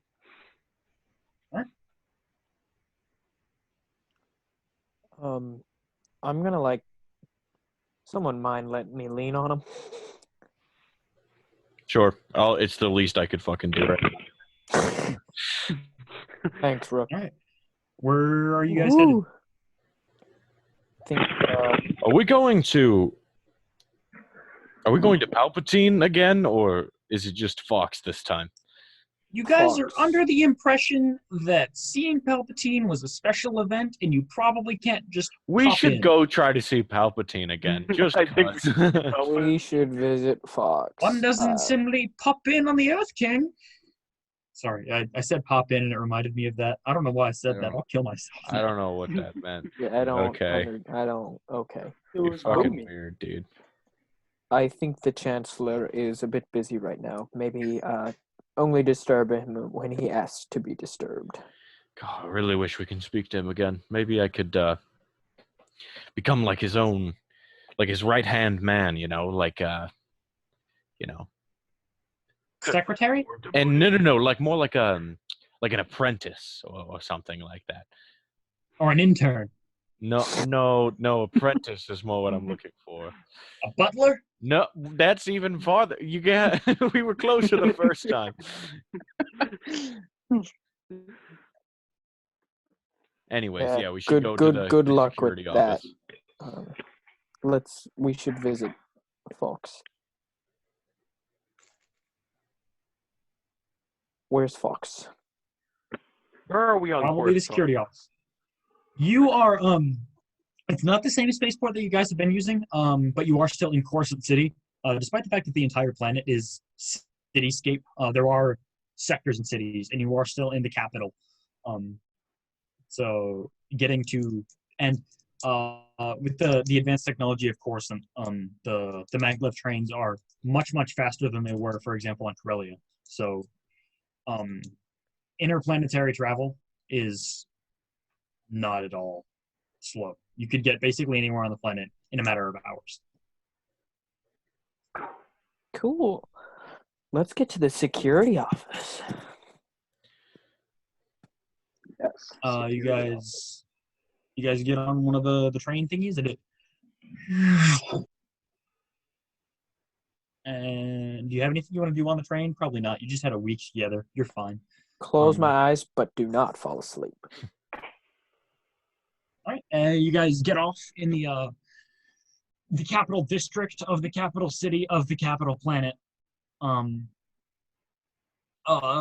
As usual, the skyline is noted, or is not noted. The skyline is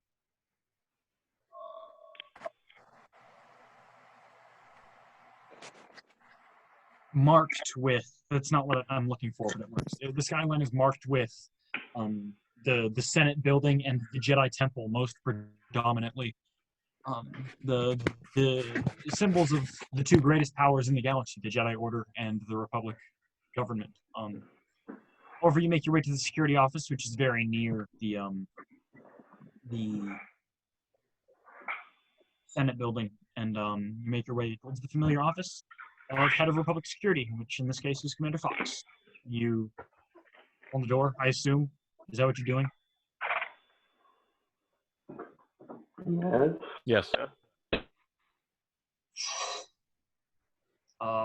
Fox is sitting behind his desk. Yes? What is... Oh, you're back. I didn't summon you, did I? No. No, we were Right, told. what is it, Drupa? We were told that we would get our next assignment in 2 weeks, but it's been about 1.5. Right? Yes, you still have a few days. We're ready now if you need us. I mean, We don't. Oh, What about registering our vehicle? right. Sorry? Hut, this is you. Oh, hello, Mr. Fox, sir. We just came under the ownership of a new space transport vehicle, and is there any way we could get it not legalized, but under like Republic ownership? Registered. Yes, registering it. You want your vessel registered as a military vessel. I mean, as a military squad. Tax exemption, cheaper gas and free parking. Is that what you're looking for? I was looking for the ability to, come in and dock places with military personnel and, not be flagged down or be super hard questioned. Yeah, we can take care of that. However, that's not really my place as head of security. That's not my job. What's your ship? What's its designation? Like, what type of ship are you talking? I'm gonna look at Dabart. I don't know. Your ship is classified as a TSR Blade Wing transport.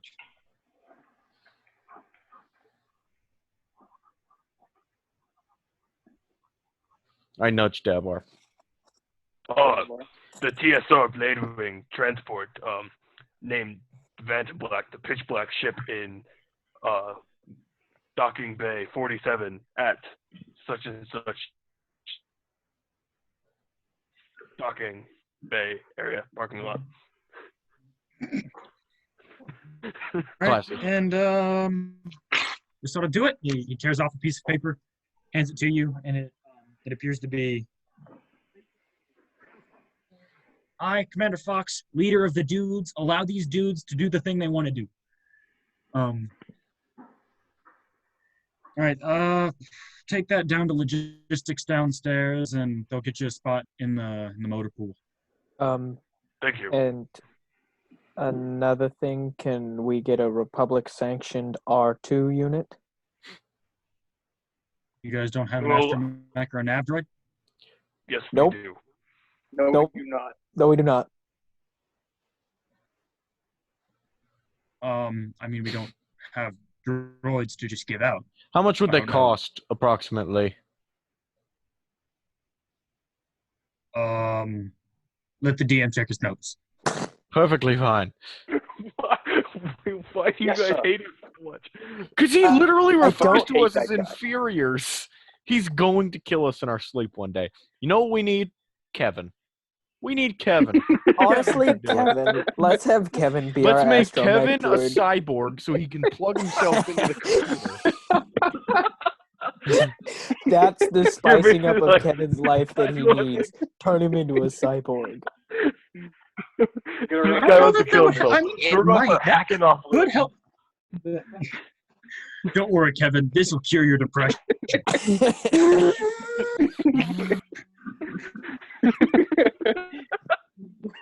I see everything.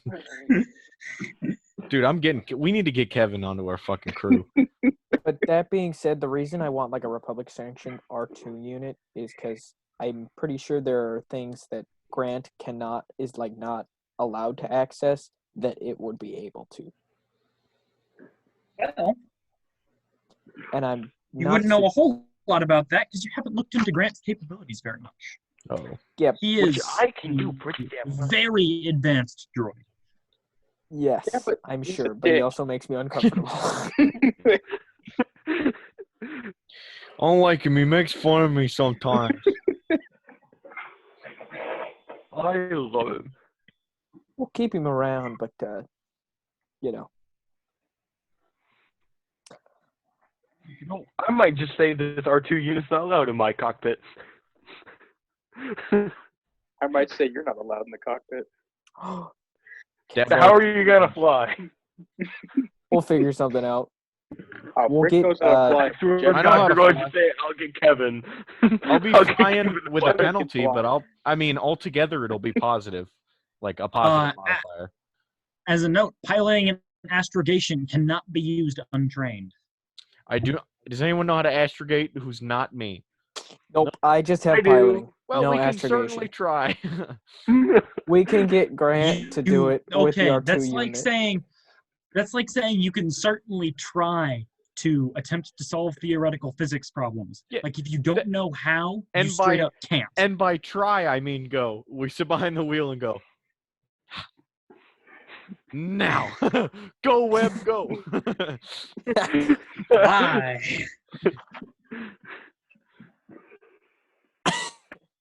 Why doesn't this just have, here are the prices of droids, That makes too much sense. hmm right?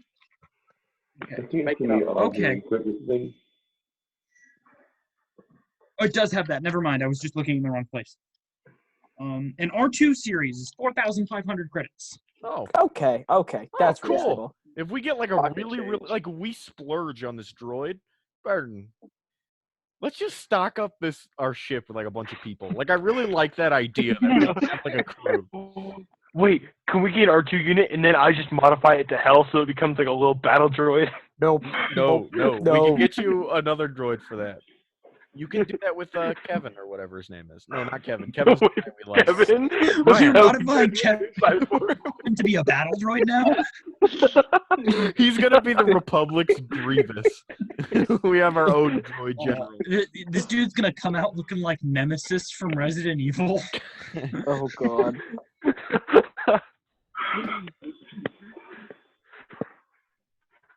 Good shit. Good shit. Anyways, do you know where we could buy such droids at? Are you talking to Fox right now? Yeah. You said you don't have many out to give, but like, if we wanted to purchase one. I don't know. Again, these are questions for logistics. We'll talk to I'm a logistics. clone. Let's I don't go around downstairs. doing a lot of shopping. You already have a droid. Downstairs. Thank No, you, we sir, don't. for your service. And then let's go to logistics. God damn it. You guys are gone, so you don't hear him say this, but you guys are weird. Keeps writing. Facts. You guys go down to logistics. This is not run by clones. This is run by people. Not to say that clones aren't people. Okay. Sorry, that came out wrong. They are run by normal people. All right. Well, You have to at least concede that, for better or worse, clones are kind of abnormal. Because they're, Okay. clones. As Just we're bad. going They're down, I'm daily going to clones of better explain to Dabar that, look, Dabar, Grant is not exactly something I would think the Republic would be terribly fond of. I'm not saying we need to destroy or get rid of Grant. Personally, I enjoy him, and having a droid that can cook and clean, I like. But having an R2 unit that is safe with Republic safe, that's... And maybe this R2 unit can teach Grant some manners or something. yeah.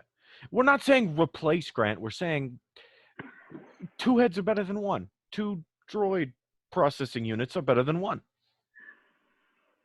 I think Grant is already better than 2 I don't. normal So let's droids. go buy another droid. Let's get another droid. That's a waste of 4,500 credits that Then we it's could my- be using. Then fine, it's my credits to waste, all right? Or those of us who want to waste those credits. Yes. That's and credits while wasted on guns we could be getting for our ship. Okay. we should also be doing that. I'm willing to sacrifice gun money for a better droid. Oh, this must be serious. That's how serious I am. I don't like Grant.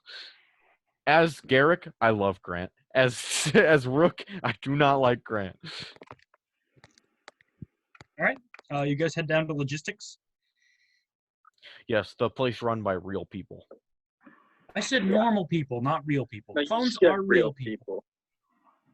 Okay, I did say people, but then I amended normal people. I mean no offense. Granted, Nathaniel doesn't think clones are real people, but I mean no offense.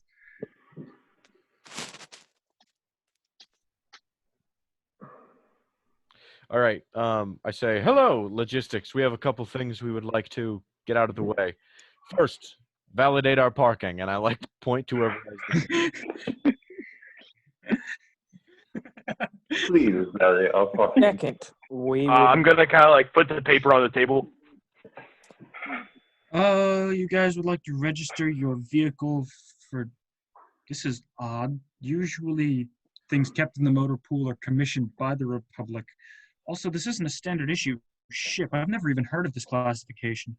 We're a bit unusual compared to most Republic. He looks up at the two average soldiers, the force wielder man with a lizard and a pointy stick, the Jedi, and the Hutt. I understand. Thank you. Secondly, we would like to purchase an astromech droid of highest esteem for our new ship. If you don't have any to spare, it's perfectly fine. With all due respect, sir, what do I look like, a back corner market? We don't sell droids here. This is for military commissions. Could you tell me, can we commission a military droid? He points down to the paper that Fox gave you. If you have another one of these saying, you can. Fox told us to go to logistics for the droid. Nobody knows what's going on around here. As a note, All right. Fox, being a clone with no real-worldly experience outside of the military, would have no idea where to go to buy a droid. Let's go upstairs and get Fox to commission us a Do you know where we could get a droid? I mean, there are lots of droid vendors and droid vending companies all over Coruscant. I mean, Well, the HoloNet, Marin you could Data. go into the sub-levels. Yes, I do believe Marin Data creates droids. We could get a That was out of droid nowhere. from Marin Data. Dude, just They get a bunch owe of us. maintenance droids on our ship and then build those into bombs. No, Yeah, remote no, control. no. Remember, one of those bombs Leveled leveled the city skyscraper. block. Okay, we load our cargo bay, right? And then we turn one on with a little remote control. We open the cargo bay just enough to throw one out. They just spill out and Drop that at a ship and just like nuke a ship. It'll be perfect. we create You the guys- Death Star. You guys wanna do what they did at the very beginning of The Last Jedi? we get mouse droids. Just a bunch of- Mouse droids and put bombs Bombs on in them. those. Yes. Just a little. Just beep beep beep. Allah Akbar. And then the third thing, And that is the session that our party went terrorists. It happens. Okay, It was but bound to happen. we should get pit droids as well if we can. okay, We- okay, we- let's settle As down a, on the as a droids. note, pit droids are like your average maintenance droid on ships specifically. So if you get a droid that'll just like fix up your ship, it'll be a pit droid. I'd be willing to. I'd spend 1,000 credits on a pit droid. I probably not more, but I'd drop 1,000. Yeah. Can we get a Right. gong droid? Just Who go. always sounded like Gronk there. Gonk droid. Oh, I should have mentioned. You guys, there were 4 gonk droids already in the cargo bay of your ship. I What? totally left that out. You They meant were what? deactivated. Because You they were didn't mention deactivated. this. They were deactivated. I would have turned the gonk droid on if I knew it was there. I would have turned on. There's 4 of them though, Tom. There's 4 of them. It being a cargo transport ship, gonk droids are like bread and butter because they're just used to carry things. So you have 4 of them. I love gonk droids. Gonk We droids, need all of literally the the gong greatest. droids. Okay, thank you for that. Is a good note. We will paint all of them different colors and give them names and personalities. We'll call them Kevin 1, 2, 3, and 4. And then when we get real Kevin, he's Kevin Prime. And then we turn Also, real as a Kevin note, into a gong droid. Gonk droids don't have any intelligence, like at all. They don't have thought processors. The most they can do is you press a button and that makes them walk. Well, the Kevin Prime one will. When we turn Kevin into a gonk droid. What have I done? All right, back to serious note though. The third thing that we would like is for the Republic to help us out in modifying our ship so that it is not not a limp biscuit in combat. We will And take that is your exactly how smallest I say ship it. gun if that is necessary. I was thinking actually looks turret down and at- put it on the top. He looks down at the piece of paper, back up at you guys. You have another one of those? Listen, Okay, guy. going upstairs to Fox. Gotta go talk to Fox a little bit more. We'll be back. Wait. Before we go back up, could we also commission a droid as a Republic droid? Yeah, well, that was the second thing we were talking about, Dabar. No, not buying a droid, but like Oh, have a register droid. a droid? Well, we don't have a Register droid to register in the first place. Yeah, so we might as well go Wait, talk to yeah. Fox. Nope. Let's go, Dabar. Can we Time to register talk a to Fox. droid? Then Prime fuses with all the gonk droids to be it's He's forming arms and legs, forming body, and I'll form the head. Oh, Jesus. No, we get a mouse droid and that's the head. Gontron! God, okay.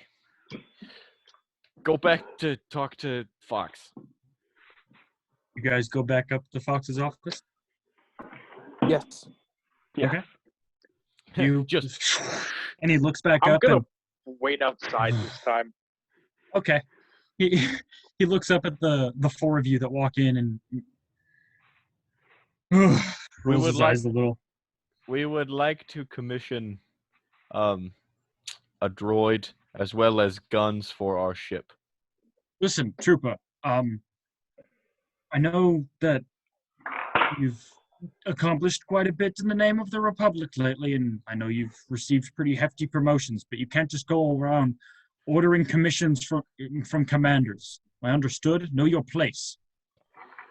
Sir, yes, sir, of course, but we just think that, Are Politely you questioning me, asked. Sergeant?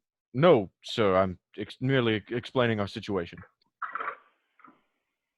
Well, like as they're like staring at each other, just kind of slither in between them. We need more papers in order to do our stuff. Just give us the papers. Listen, I'm okay with registering your vehicle because you guys are technically a Republic operative team, but I'm not going to go around pouring resources into giving you things. You're not pouring research. You're not pouring resources. You're just writing a thing. You on guys the are paper. asking me for a droid. You're asking me for guns. Those are things that other Republic ships need. We We can have money. We're pay going for to them. pay. if that's the issue. Then pay for them, but it's not the Republic's job to provide these things for you. If you're going to buy them from a Starship mod vendor or something. I don't. Right. I think Oh, we're yes, done sir. here. Thank you for My your time. apologies, sir. And I step out and I look at Crow. I'm like, good call, staying outside. If you come to bother me again, make sure it's worth my time. Thank you. And the door behind you. I don't like Commander Fox. I liked Fordo much better. He's sort. I'm sort of soured on him. I can agree Fordo with- Fordo dealt with our absolute nonsense a lot better than Fox does. As a note, Fordo was an ARC trooper and trained to think outside the box and independently, and Fox is a run-of-the-mill commander programmed to think like a think. He's an average clone. Good soldiers follow orders. Let's go find Yes, some that vendors. is Fox. Fox is soldiers follow orders. Fordo was soldiers fight. As we're like leaving the building, if we get captured and thrown under the bus for not having everything set to the Republic's standards. Oh my god. It's Yeah, it's okay. the Republic is in the middle of the war, but I agree. All he had to do was write a piece of paper. We could have paid for it, but that's not in my place. He was very upset, and I do not want to upset any more clone officials. I think the piece of paper means the Republic pays for it.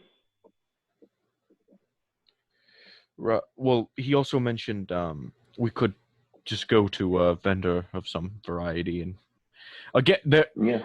while turrets may be a bit more complicated to find, astromech droids we probably could legally commission and get it perhaps installed. Turrets can be legally, like, modifications to your ship can be legally commissioned. I just meant to say that, like, it's a long, arduous process to do so. Like applying for a gun in the United States, there are multiple steps you have to take to do so, except this is on the I'm mounting guns to my flying bus, so it's a little more intense. I mean, in the U.S., it's just like, hey, I want a gun, and they go get a gun. Oh, I'm sorry. I thought this was Not America. really. That's not at all how that works. I thought that's what. I'm pretty sure this is America. I think that's how. I'm pretty sure I can just go pick up guns whenever I want, as God intended. As God intended. Anyway, let's find us a place that sells astromech droids. We should get a. Okay, you guys, go get the droids. Crow, I have a very special secret clone mission. You have to come with me, but I'm afraid I can't tell the rest of you. Gonna roll my eyes. It's Secret Republic. I want to go get Kevin. I want Kevin. All right. Gonna go take a hostage. Meet us back at the ship in 4 hours. 4 hours. All right, perfect. And I'm gonna grab Dabar and Lou, and we're gonna do actually useful stuff. We're gonna find the astromech droids. And we're gonna... Actually useful. You saying Kevin isn't useful? Until he's mega gonk, he's not useful. Okay, just to sift through what was meme and what wasn't. What are your long-term intentions with this Kevin character? Genuinely, I want Kevin to be a part of the crew. Don't know what for. He has some experience navigating with ships. Kinda. Do you legitimately want to turn him into a cyborg overlord? I do. If we can convince him to be a droid general for the Republic, then that's what we should do. Because Kevin seems in the shape right now to rethink his entire life. So let's make him just... I don't know about you, but that kind of sounds like some rethinking right there. I feel like we can show him hey, you want a new lifestyle? I can offer you freedom, And here's a gun, Let's have some good times. He's gonna be a separatist. Hey, suicidal guy. Hold this gun. Hold this gun for me.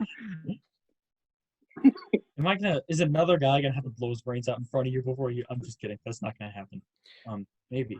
All right. So what's going on? They're going to get droids. We're going to get Kevin.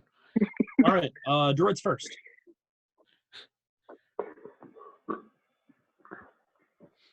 All right.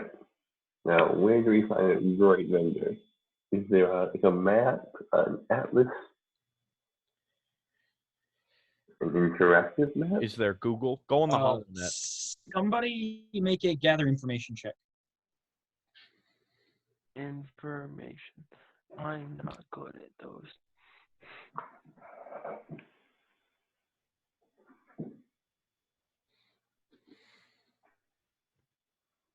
I'm not good at them either. Somebody roll That's a 6. All right. Well, the DC was 2 because as you guys walk outside, there are giant billboards literally everywhere. You guys are in the middle of Star Wars, New York City. Finding somebody to sell something is they want you to find them. So yeah, locating a droid shop and astromech droids are one of the more common things, especially on a central hub planet that you will find being sold. So you walk outside and giant droid store basically.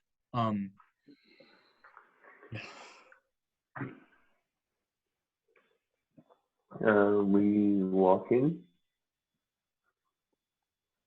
Okay. There are droids everywhere.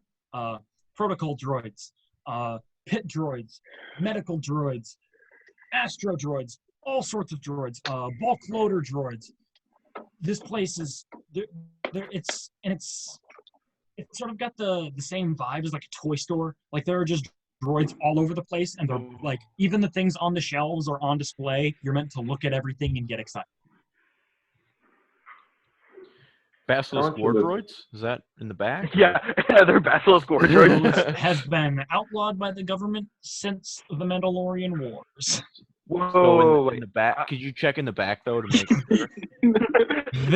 The number that still exists from the wars fought thousands of years ago can be counted on the fingers on one hand.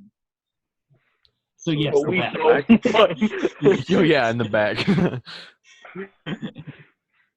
No, there are no battle droids. There are no war droids. There's nothing of that variety. Those are. This is basically droids that, and droids are fairly expensive, so they're meant for like the upper echelon monetarily wise. How much Yeah. are pit droids? Pit droids?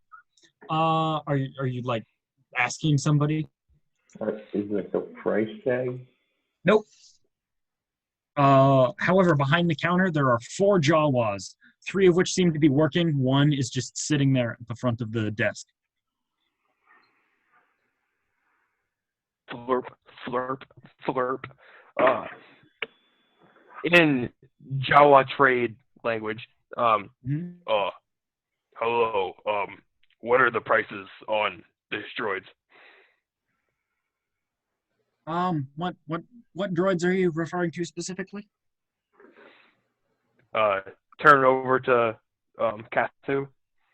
Oh, what was yours? The one you won? I was just thinking might need some pit droids that will try to ship if it needs it.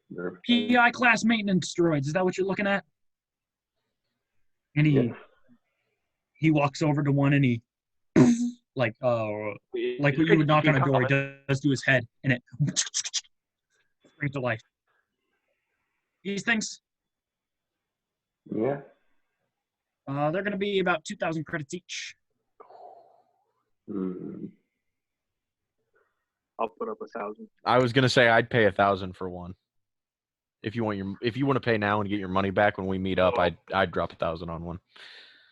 Do you have like if you buy a couple, there's a discounted price? I mean, prices are negotiable, I suppose.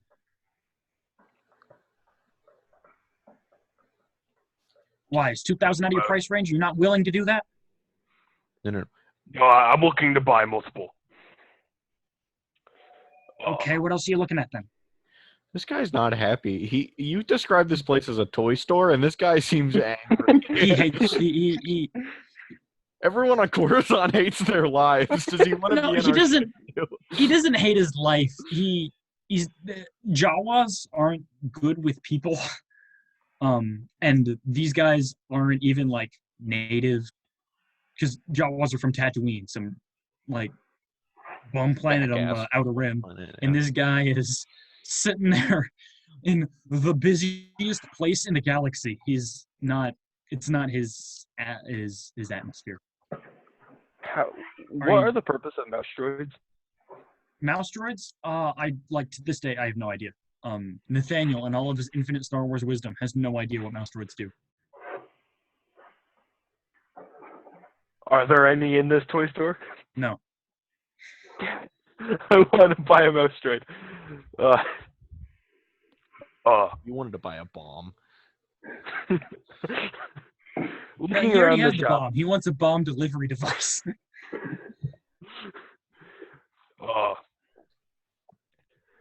If I buy 2 of these things, and I pat the thing of the droid I already forgot the name of. Astro? Pit droid. Okay. 2 pit droids. When you pat his head, he drops back down into his dormant position. 1 astromech droid and 1 medical droid. How much do you think we can bring that to? Medical droid. Excuse me. Trying to replace him. We should kill him, Crow. Hey, if you're getting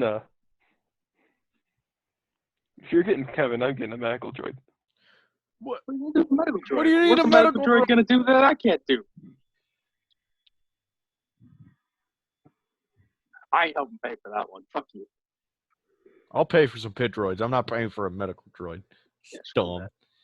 Dude, our ship is kind of like small, so we're gonna be just stuffing a bunch of droids in the cargo hold. Kevin's sleeping with the droids in the cargo. Well, you're like the residency of your ship is small, but again, your cargo hold is huge. You Okay, could that's keep good. lots and lots of droids. It's gonna be like someone who's like a cat lady who's just like, hey, look at these 7 cats. Let's throw them in our house with our other 50 cats. What if we ever need to actually haul cargo and we're like, Open the droid Maiden army. droid. So I've got 2 pit droids, an astro droid, and I've got a 2 IB series medical. you gotta play with them first, like they're puppies. Like, which one has the best personality? Most droids don't really have personalities. Perfect. Oh, actually, drop that medical droid. I kind of want to look around. I want to look around a second before I like finalize anything. All right. What's all in here?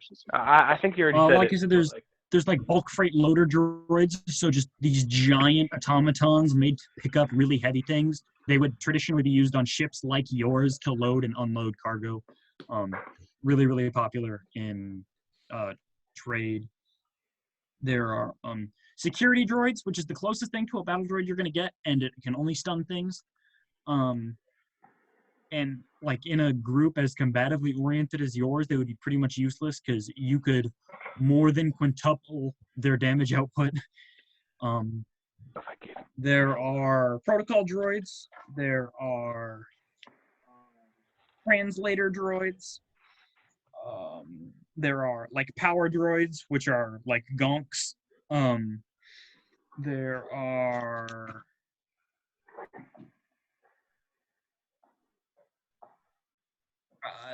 how far into the story are you like looking at everything? Yeah, I'm just kind of like. Once you make your way towards the back, you see what look like comfort droids. That's one of them. And there are. Do you know what Viper probes are? Like scouts. No. They have those, but non-combatively oriented. So like probe droids that are meant to go search and like serve the role as a military scout, but these ones don't have guns. Are these like the scout droids that are just like floating orbs? They fly, yeah. One of those. Are you adding that to the list of things you're buying? Yeah. The 2 pit droids. Fucking broke. 2 pit droids. Seeker and astromech. So we've got 2 pit droids, an astro droid, and a probe droid. Is that it? Oh yeah. That brings your total up to 73,400 credits. Prices I gave you failed to account for markup. That was factory. This is retail.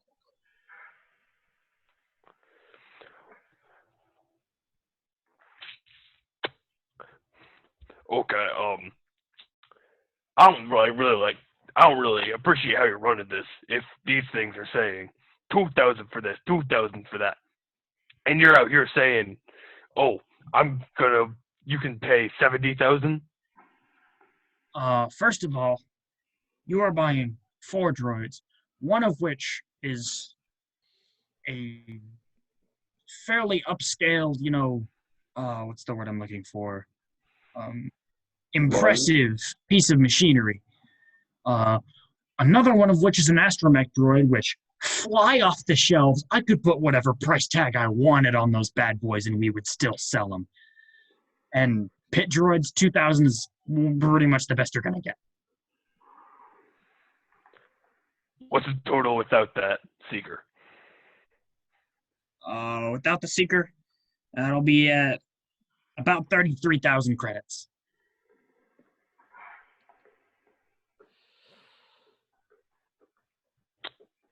We don't really need the astromech either. Alrighty, that brings your total up to 4,000 credits. And since we're buying 2. What'd you say? 2 maintenance droids brings you up to 4,000 credits. 2 maintenance droids. I think we could go a little lower than that because, you know, they're buying them in a pair. I'd Listen, say if you're gonna pitch a price at me, then pitch a price. But I'm not gonna make another offer. 3,000. 35. 3,200, 500, or 3,250. 3,500. That's a pretty good price. 3,300. 3,500. 3,400. 3,500. Great negotiation skills. 3,450. 3,500. 3,499.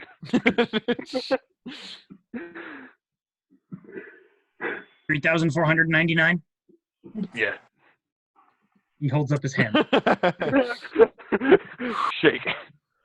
All right. I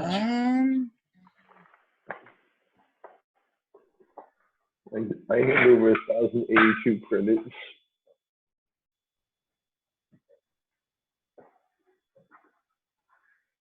All right. Plus Republic issue tax, that brings you up to 3,589. There's tax in Star Wars. I wanted to play this game to escape reality. Oh, Did you see the Phantom Menace? Fuck. do we still have the paper saying that null and void Raid. tax? Do we still have the paper or the thing that says null and void tax because, you know, Republic? That was never given to you. I thought that was a thing that was on that Paper ship. that said you don't have to pay taxes? No. Oh, I hand over 1,000 and The only special thing you were given from Fox was we will allow you to dock your ship in the motor pool and it will be registered as a Republic military vessel. fuck Fox, man. Fucking hate that guy. Okay. Fine. How much did you say the total was? 3,589 credits. I give 1,289. Okay, so 1,289 from you. You said 3,400. So that means I pay 2,200.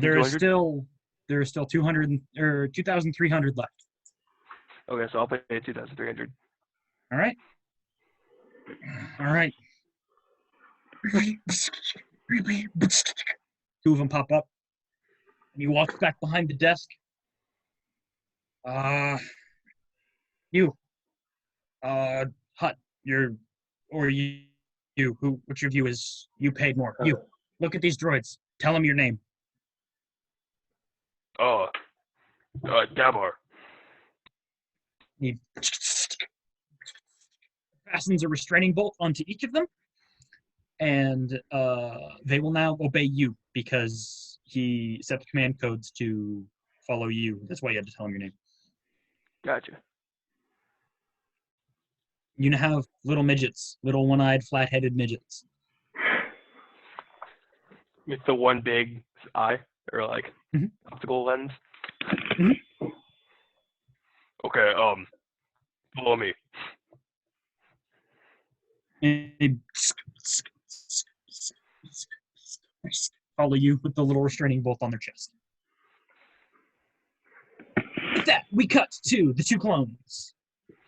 Just as the rest of the party walks off. Are we actually going to get this, Kevin, or are we going to get guns for the ship?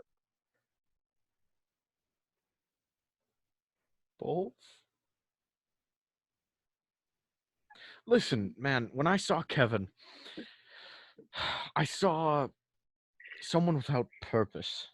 Look, fine, you do the talking, just whatever. Thanks. I was going to go on this whole speech. All right, thank you for saving the time. You guys would know to find him. He probably not probably. He works this. He would work at the spaceport that you guys landed at. So you guys would make your way back there. You guys stand there amid bustling people in this giant spaceport. I would like to ask around at the Ugnaughts that are working and see if I can get to where the. Are you guys in the hangar or just in like the general airport area? I don't know. I need to figure out where the fuck this tower's at. You can see the tower. Oh. Then I'll ask around the airport to see how to get to and into the tower.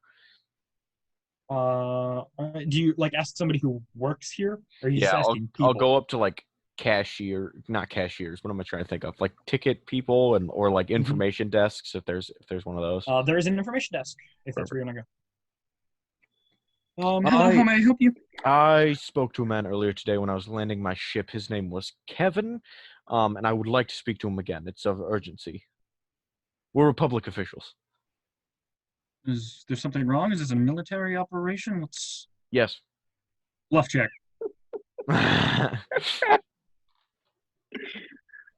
13 plus, what is that, just charisma? 2. 15. Okay, do you know where this man works? Yes, he worked in he helped us find our, I can't think of the term. It's basically the air control, but I don't. What do you, I don't know what you're trying to say. Where does he work at? What's the job called? Air control. Okay, Air traffic control. Air traffic control, yes, he works in that tower, presumably. Well, that's probably where he is. Can I just get in there, or? I mean, if you tell the people that you're here on Republic business, they should let you pass. Could you, like, call ahead or something? I suppose. Yeah, one moment. You have a rotary phone? This is Coruscant. If you guys are really gonna hunt after the guy named Kevin, I'm gonna make a meme out of all of it. This is all a joke. All right, and then as soon as she starts calling, I'm just gonna walk towards the tower. All right, you guys do so, and there's a security guard standing in front of the door, and you see him. Roger. Yeah, I see him now. He just opens the door. Walk through. Nod. Oh, that's nice. And then I walk past and I go, isn't it cute when they salute to you like they're one of us? I can't believe we're doing this. And you guys walk up the top of the tower. It's a dark room, not very well lit, just illuminated with the screens and blinking lights of these control panels.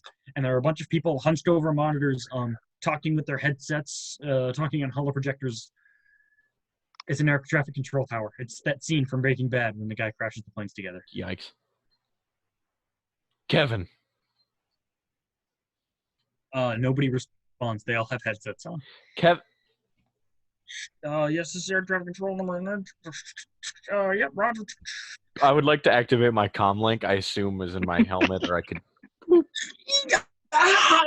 There's so much feedback with the new frequency. And they all. My bad. Kevin. Hey, Kevin. Oh, yes. Hi. Remember me? Yeah. Sorry. Am I under arrest or something? No, Kevin. Would you listen? One moment. Yeah. Roger. Delta 909er 62. Some other plane speak. I know how these people talk. He's making that up. Kevin, we have to discuss things with you. Oh no, that was legitimate. He is doing his job right now. Oh, okay.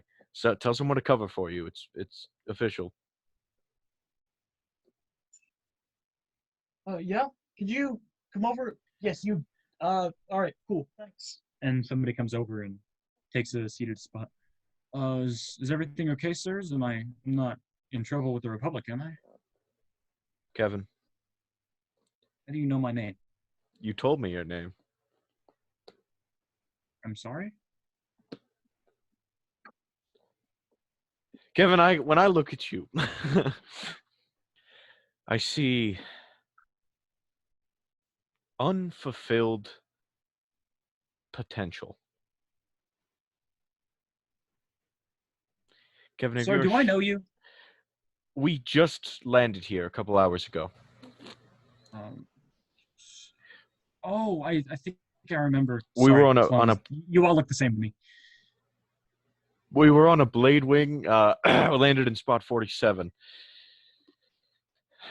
Listen, Kevin, when I saw you, it struck a bit of a chord within myself. You see, I'm a clone.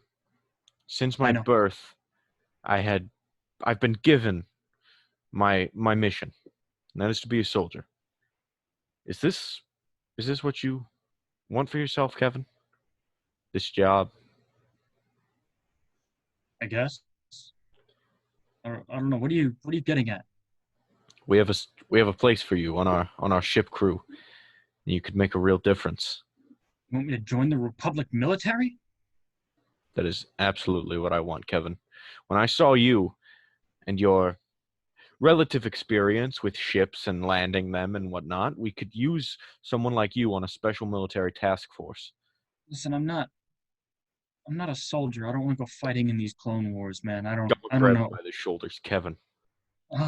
You won't be fighting in the Clone Wars. You'll be running special missions, sometimes espionage. You'll be important, Kevin. Your life will be written in the history books. Kevin, right now, life is giving an opportunity to you.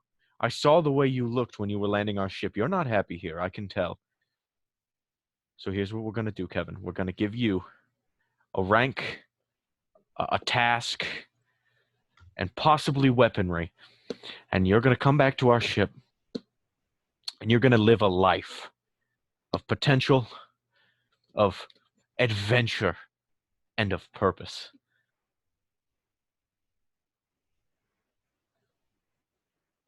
Okay, so here's what I'm going to have you do. Yeah. Roll either diplomacy or, because this giant armored military man grabbing him by the shoulders is making him feel intimidation, whichever you would like.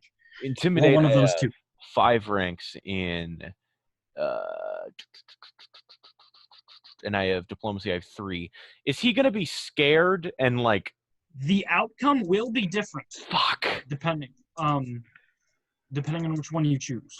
All right, it's either +5 or +7. I'm gonna just go diplomacy. Get to go +5 in there. 16 + 5, 21.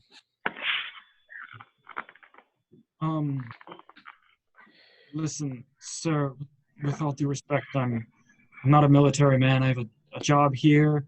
I've been going through quite a bit. My brother just died, and it's been real hard on our family, and it's been a bit of a rough time for me. I don't think I can just uproot my life and go join the army. So, Kevin, if you let me get back to work. Kevin, such a tragedy like this is the perfect time to uproot and start something new. A new chapter in your life. Every day is an adventure. Please, Kevin, No offense, dude, or sir, or whatever, but aren't you like 10? 20. Well, I've been at this job for almost as long as you've been alive now, so I think I'm comfortable here. Kevin, please, we need you. The universe. But you needs need you need an air control technician? Precisely. There's a bunch of other guys here. Some No. of which may be more willing. No. There's a look in your eyes, Kevin. You're not happy with your life as of now. Am I correct in assuming? That's kind of rude to just say, don't you think? You called me less than a person earlier, and you said I look the same as everyone else. While it is true, it's still offensive. I don't think Kevin ever said less than a person. What? Maybe I'm just projecting. Kevin, that's definitely not the point. never said that. Kevin, we could be something greater with your help. Please. Take charge in your life.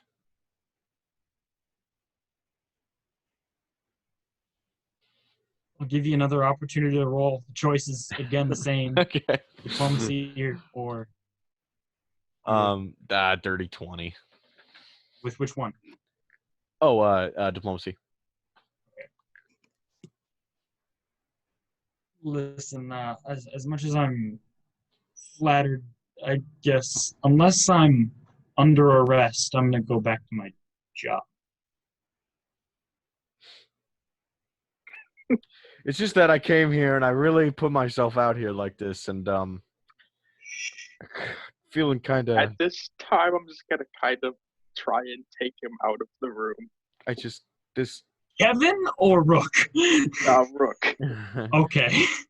I didn't know if you were just going up to Kevin and be like, all right. Does this smell like Come on, let's go. Kev, no, and as I'm getting dragged out, I'll go, Kevin, no! Just walk out the door. All right. I'm gonna proceed to make fun of him all the way back to the ship.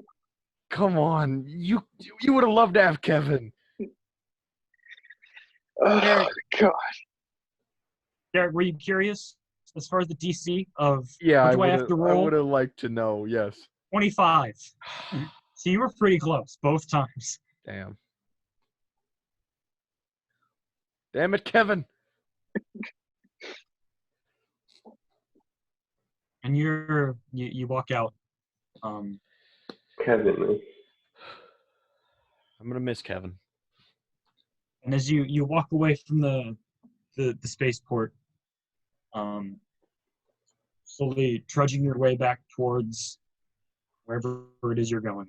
I think that's what we're going to go ahead and call it for tonight. We played rather late. I got distracted in all of the Kevins and the droids. Nathaniel. Mm-hmm. Yes. Grant. He is a T-REX droid, a T-Rex. Yeah, it was a Jurassic Park reference for sure. Was it Jurassic Park? Oh, okay. Yes. I didn't know. Dr. Okay. Alan Grant. Yeah. I caught on at the beginning. I was like, what can we call him? Oh my God, his name's T-Rex. And he's like, hey, but you could call me Grant. I was like, oh my God. You said it, and I was just like. That was my gift to Avery for today. Is your guys' nav droid is a Jurassic Park reference. Not for any reason other than I thought it was fun. Like his character has nothing to do with Jurassic Park at all. Yeah. So it's not even like a good reference. It's just a reference. It's a reference for reference's sake. But this is D&D, so they're okay. I didn't end it when you said we were going to end our session, so say something that wraps up the recording of today. Didn't you just cut off the recording? I could have, but now it's too late and it's awkward now. No, I'm saying like you can in YouTube video editor. No, I'm not going to do that. No, I think you have to say something. So let's all say, okay, let's all do the whole cup. You just scream, yeah, like we did it twice today. So just go, yeah. Ready? Okay, is everyone ready? Nobody did it with me. No one's going to do it with me. Okay. 3, 2, 1. Derek is.